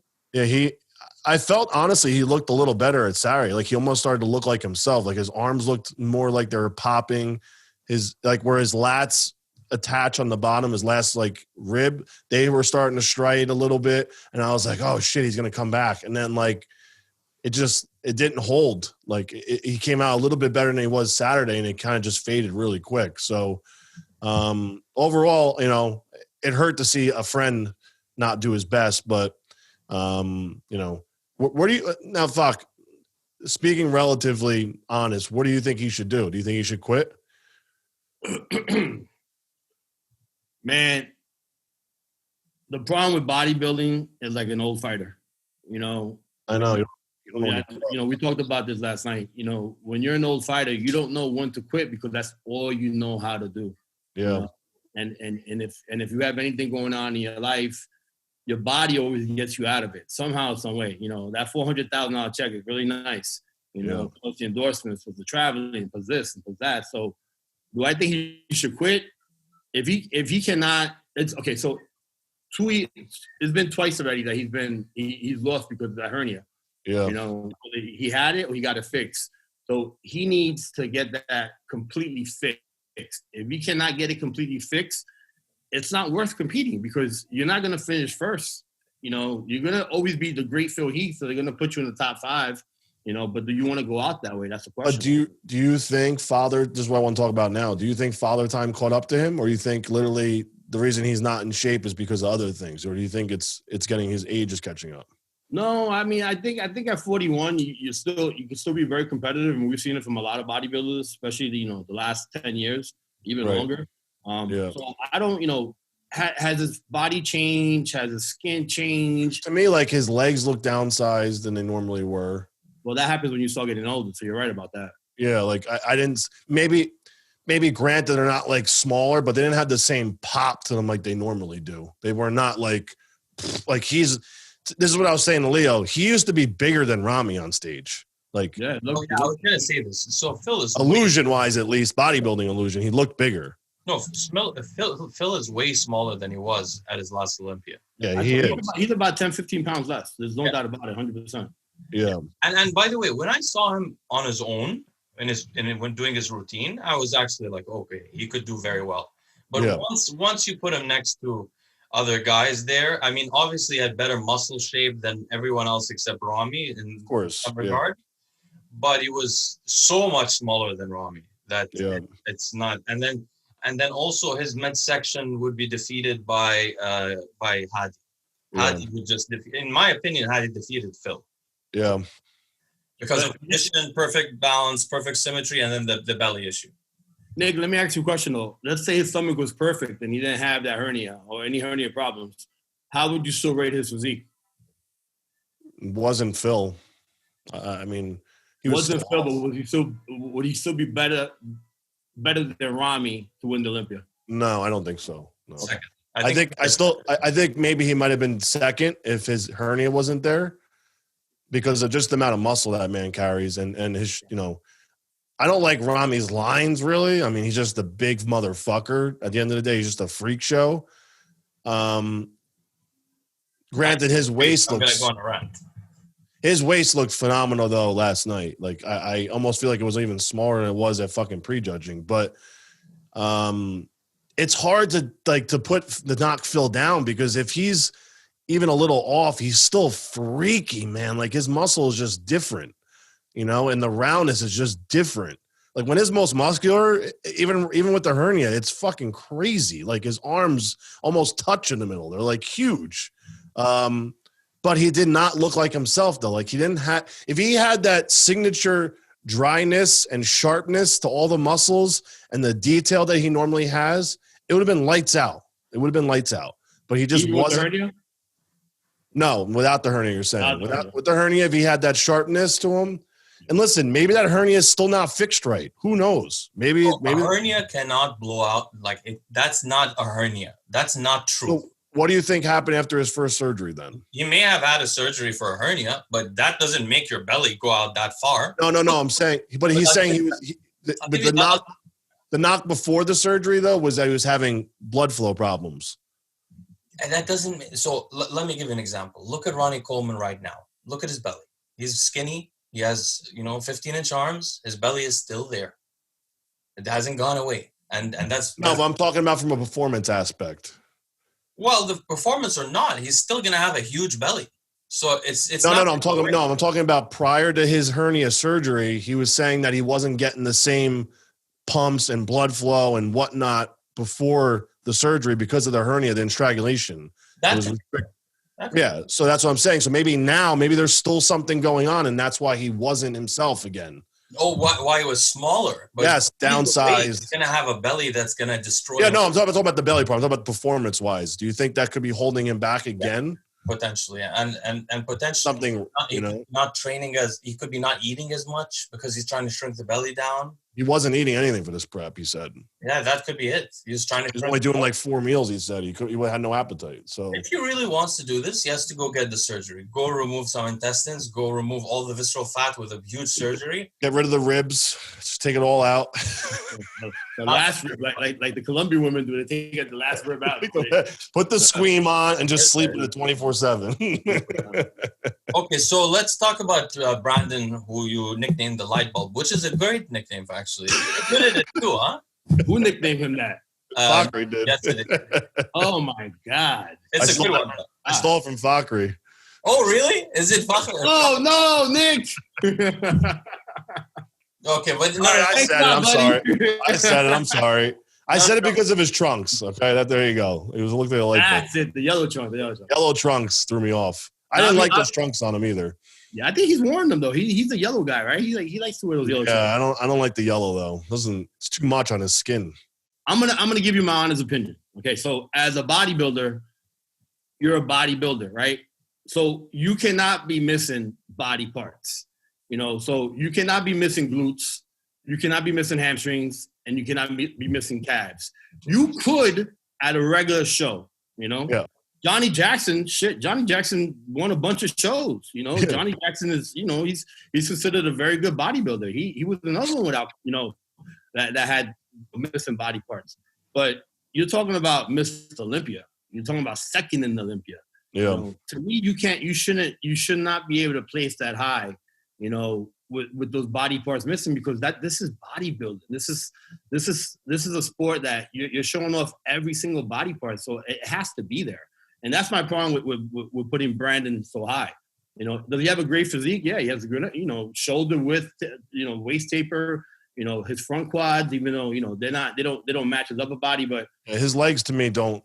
No. They're not good at all, and I think they got worse. To be honest with you. I would agree with you there too. It looked like his upper body actually got bigger. His low. Yeah, because it didn't look like a glaring weakness when he won last year. Obviously, it was a weakness, but now it's a glaring weakness. Like, to me, it's a distraction. Yeah. His upper body did get bigger. That's what it is. He's starting to have a really impressive. But one thing you said, Fakhri, about Johnny Jackson. Johnny Jackson's a little bit different, though, because some of his body parts were the best ever. Like his traps were the best ever. Back was good. Chest was really good, too. Back was really good. So, but Brandon doesn't have any body part that's the best ever in the history of bodybuilding, I think. I agree. Yeah, you can't, comparable to the best ever. Yeah, I agree. Now, one thing weird about his legs, though, I don't know if you noticed, he had the same thing that Ashkanani. I've been showing Nick Ashkanani's hamstring, which is really weird. It's like very undefined and points out in a triangular fashion. And actually, Brandon had a little bit of that, I noticed. This hamstring is, pointing out in a weird way. I think they're doing some kind of interesting injection in the hamstrings. But just like you said, I mean, how could he beat Hadi? By the way, we're not complaining about the judging. He shouldn't even beat Phil, to be honest with you. I agree. I don't think he was ahead of Phil. I think that was just a gift for him because he was Mr. Olympia. Exactly. They should have dropped him more. I mean, he had no lower body, basically. Yeah, Hadi should have been up there. Bonac should have been up there. Honestly, Akim Williams beat fucking Brandon. If I really want to be honest with myself. Yes, Akim Williams did, to be honest. Like, they all did. There's no reason Brandon should have been up there. Yeah, true. Okay, so that's our opinion as bodybuilders. I mean, if you're a bodybuilder, you have to have at least comparable body parts. You cannot be missing body parts. You cannot be missing hamstrings and quads. Calves. Like glutes. Like, you have no ass. You know what I'm saying? Like, come on, you have to have those body parts. Like, when he first walked out, I was like, oh no. Do you think his legs are strong and he just can't get them bigger? No, I think it's laziness. Yeah, because if this guy squats like 500 for 20 reps consistently, they're gonna grow. I'm sorry. If his upper body can get that big, he's just not training his legs hard. I just really don't think it. I mean, I'm sorry. I've never had even a client in my day, even a guy with a shitty genetics, not be able to bring up a body part. Like, there's always something you can always bring it up a little bit. He has not improved at all in his legs, like, ever. I just find that weird when he has some of the best genetics. I don't know. It frustrates me. It does. It's annoying to see that. And it's not like he has big bones in his lower bodies, because you see his bones are small. Just the small muscles. Yeah. Yeah. Muscles. Yeah, very interesting. I think he should do like some power. Very weird to me. It's very weird. I think he should do some like powerlifting, get the legs very strong, and then start to work up the reps to 20 to 20. How old is Brandon, by the way? Got to be in his late 30s. I think he's past 35. No, he's 40 something. I think. Is he 40 something? Is he really? Late 30s or early 40s? I think late 30s. Yeah, I think Phil's a little older than he is. Phil just turned 41. Yeah, because we were both pro before Brandon was pro. So the big pink elephant in the room, Ramy. Let's talk about why I was celebrating last night. It was the proudest Arab I've ever been. My wife was tearing from seeing how happy I was. I was screaming all night, Ramy, Ramy, Ramy, Ramy. And then when you won and by the way, let's mention one thing. I think this is the first time in history that someone won the People's Champion and is that the first time? Well, it's only second time they gave the People's Champ, so. Okay, yeah, well, so it's the first time. Unbelievable. The people chose him. By the way, I went to try to vote, but then it got stuck and I didn't end up voting. But so Ramy was the People's Champ. I thought Hadi would get it. I thought they would. But Ramy was the People's Champ. My opinion as a nobody, I don't understand bodybuilding at all, okay? But I get, but like the viewers, because the viewers, some of the viewers listening to this are like me, so I'm one of those guys. So my opinion, and of course I'm biased because he's our there's no question about it. But this guy outmuscled everybody on the stage. This guy made them look like his children. Yeah, they're all very, because the average height in bodybuilding is actually, I think, decreased since the 90s. You used to have Nasser 5'10", Dorian, I think, is 5'10", Ronnie, yeah, all those guys. What's Ramy? 5'9", 5'8"? No, Ramy's, I think, 5'10". 5'10", he's 5'10". Yeah. Oh, okay. So Ramy's 5'10", and then the average height other than that was 5'8" or 5'6". So these guys are smaller, and he has way more muscle than everybody on stage. Yeah, yeah. The thing is, look, obviously, he doesn't have the striations except on his quads. He has them on his quads. He has cross striations on his quads. They're not the best cross striations. And usually most people can't get those, by the way. So it's weird. Yeah. But he doesn't have... Now, I want to mention something from Jerry Ward. Jerry Ward made a video about this, and I was talking to him this morning. Jerry felt like Ramy's filled with oil and should be marked down for it. Like he thought that Ramy's quads from the back, you could see there are points that shouldn't be there. They're actually, everyone knows what I'm talking about. I don't actually think that's a side injection issue. He may be injecting there, but I don't think it's intentional because he was trying to get his legs smaller. I mean, they've been telling him your legs are too big for your width. So he wouldn't do that. Now, his shoulders, you could see less striations. And this is another cut you off, but like it's fucking bodybuilding. Yeah, please cut me off. That's my point. First of all, everyone there is using side injections. And if you're going to mark somebody down for that, then what would happen to Flex Wheeler? I mean, Flex Wheeler's symmetry was side injections with some genetics. I mean, look at the guy's arms right now. They're like literally starting. Yeah, and they're like balls hanging. Yeah, but huge. I mean, the more it's a blob I've ever seen. Yeah. So I mean, I don't have a problem with it. Just do your best doing it. That's all I'm gonna get with. Like don't make it a glaring problem where it's a distraction. Was it to you? I didn't think. Honestly, this is the cleanest muscle I think Ramy's had ever. To be honest with you, and I think a lot of people misunderstand site injection. They think like you can look like Ramy because you're doing site injections. Like you need to have the fucking muscle, people. You can't just, I'm going to do a site injection. I'm going to turn into a fucking mutated animal. Like, no, like that's like, that's a finishing touch for something to whatever the purpose, if it's a Nolotol or whatever, your Escalene back in the day or whatever you're doing with it. That's like a final touch you do once you have the muscle. Well, that's not something you build muscle with. Right. Leo, before most of these guys go on stage the last 2 days, they're injecting Nolotol like with like 15 pins 3 times a day into all the small body parts. So when people talk about Ramy having side injections on his legs, remember the quad is a long muscle. It's not a small muscle like a shoulder, like a bicep, like a tricep. So it's a long muscle. So for you to inject, whatever oils they are into a quad, it would be extremely pointy. It wouldn't just it wouldn't just stick out. So I think those are his quads, you know, and be that they've been telling him to bring down his quads. Chad and Dennis are gonna say, if he was taking side injection, not to do none of that shit. Yeah.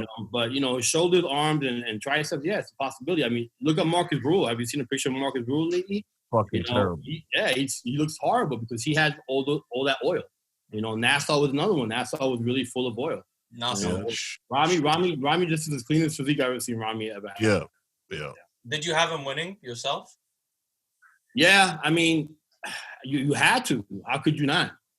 You know, he came out. He was, you know, winter arrived. You know what I'm saying? Winter fucking arrived. You know what I'm saying? The freak is back. You know, and I love it. I love that freaky body. You know, Mr. Olympia, because Nick said this is bodybuilding. Yeah. Yes. You want freaks. You know? That's why I don't understand though. Like, how could you put Ramy then Brandon? To me, it should have been Ramy and then Hadi. Yeah. Yeah. I think. Yeah. And then who? Listen, let me just go back to what I just finished saying. Again, I'm gonna tell you this.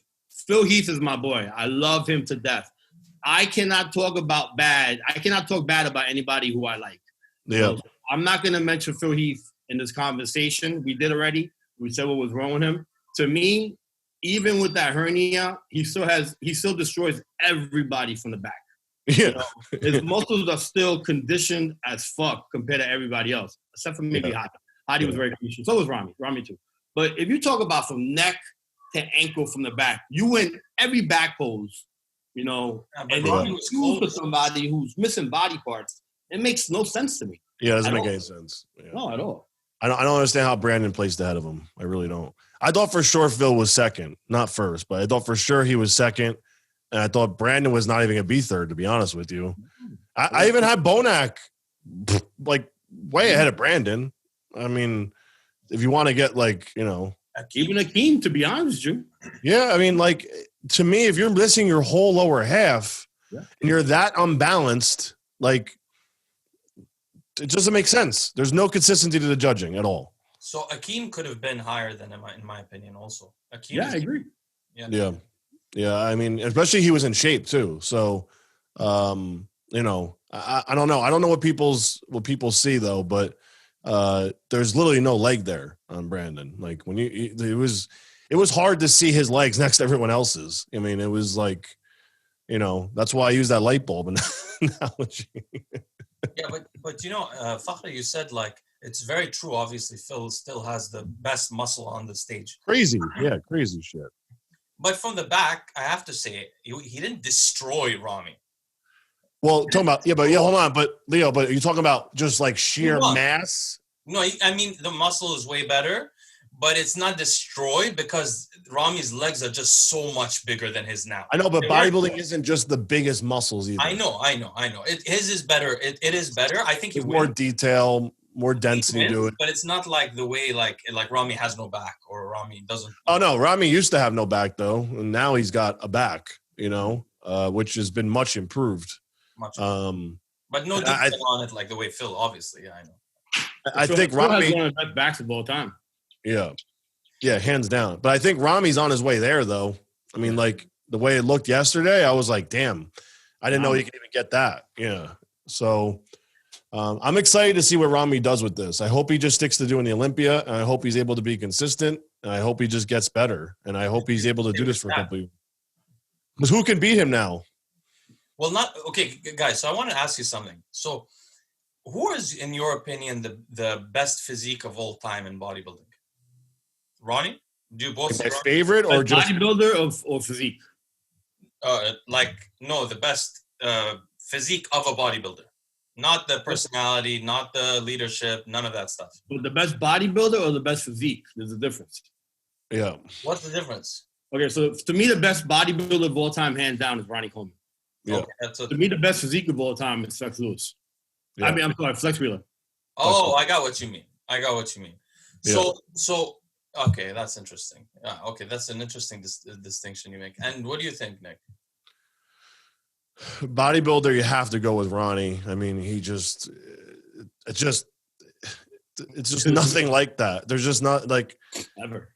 And pictures don't even do him justice. Like you really just got to see that thing in person posing. It just doesn't make sense. Like if Ramy stood next to Ronnie Coleman in his prime, Ramy would look like Brandon.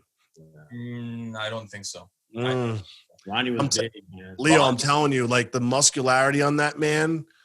That was probably a little drastic, but like I just mean like Ronnie's just got muscles that no one has, details that no one has, conditioning that no one's ever had on a mass. How about this? How about these points? He didn't have triceps. He didn't have much triceps at all. He was not wide. He had a huge waist for most of his Olympias. Huge. Again. Also, personally, I don't like huge glutes on the bodybuilders. And I really only don't on like females, Leo. That's it. Only on females. Yeah, I like it on females. Exactly. I don't want to see your glutes. Let's take the best Ronnie though, not all the years. 2001 Ronnie Coleman Arnold Classic. Yeah. Okay. So even then, his pecs were drooping. They always droop. That's his shape. His pecs were not square. They were not high. There was no shelf. It was a drooping, huge pecs. His shoulders were never like Ramy's. I mean, that width, like Marcus Rule. Yeah. You don't have that.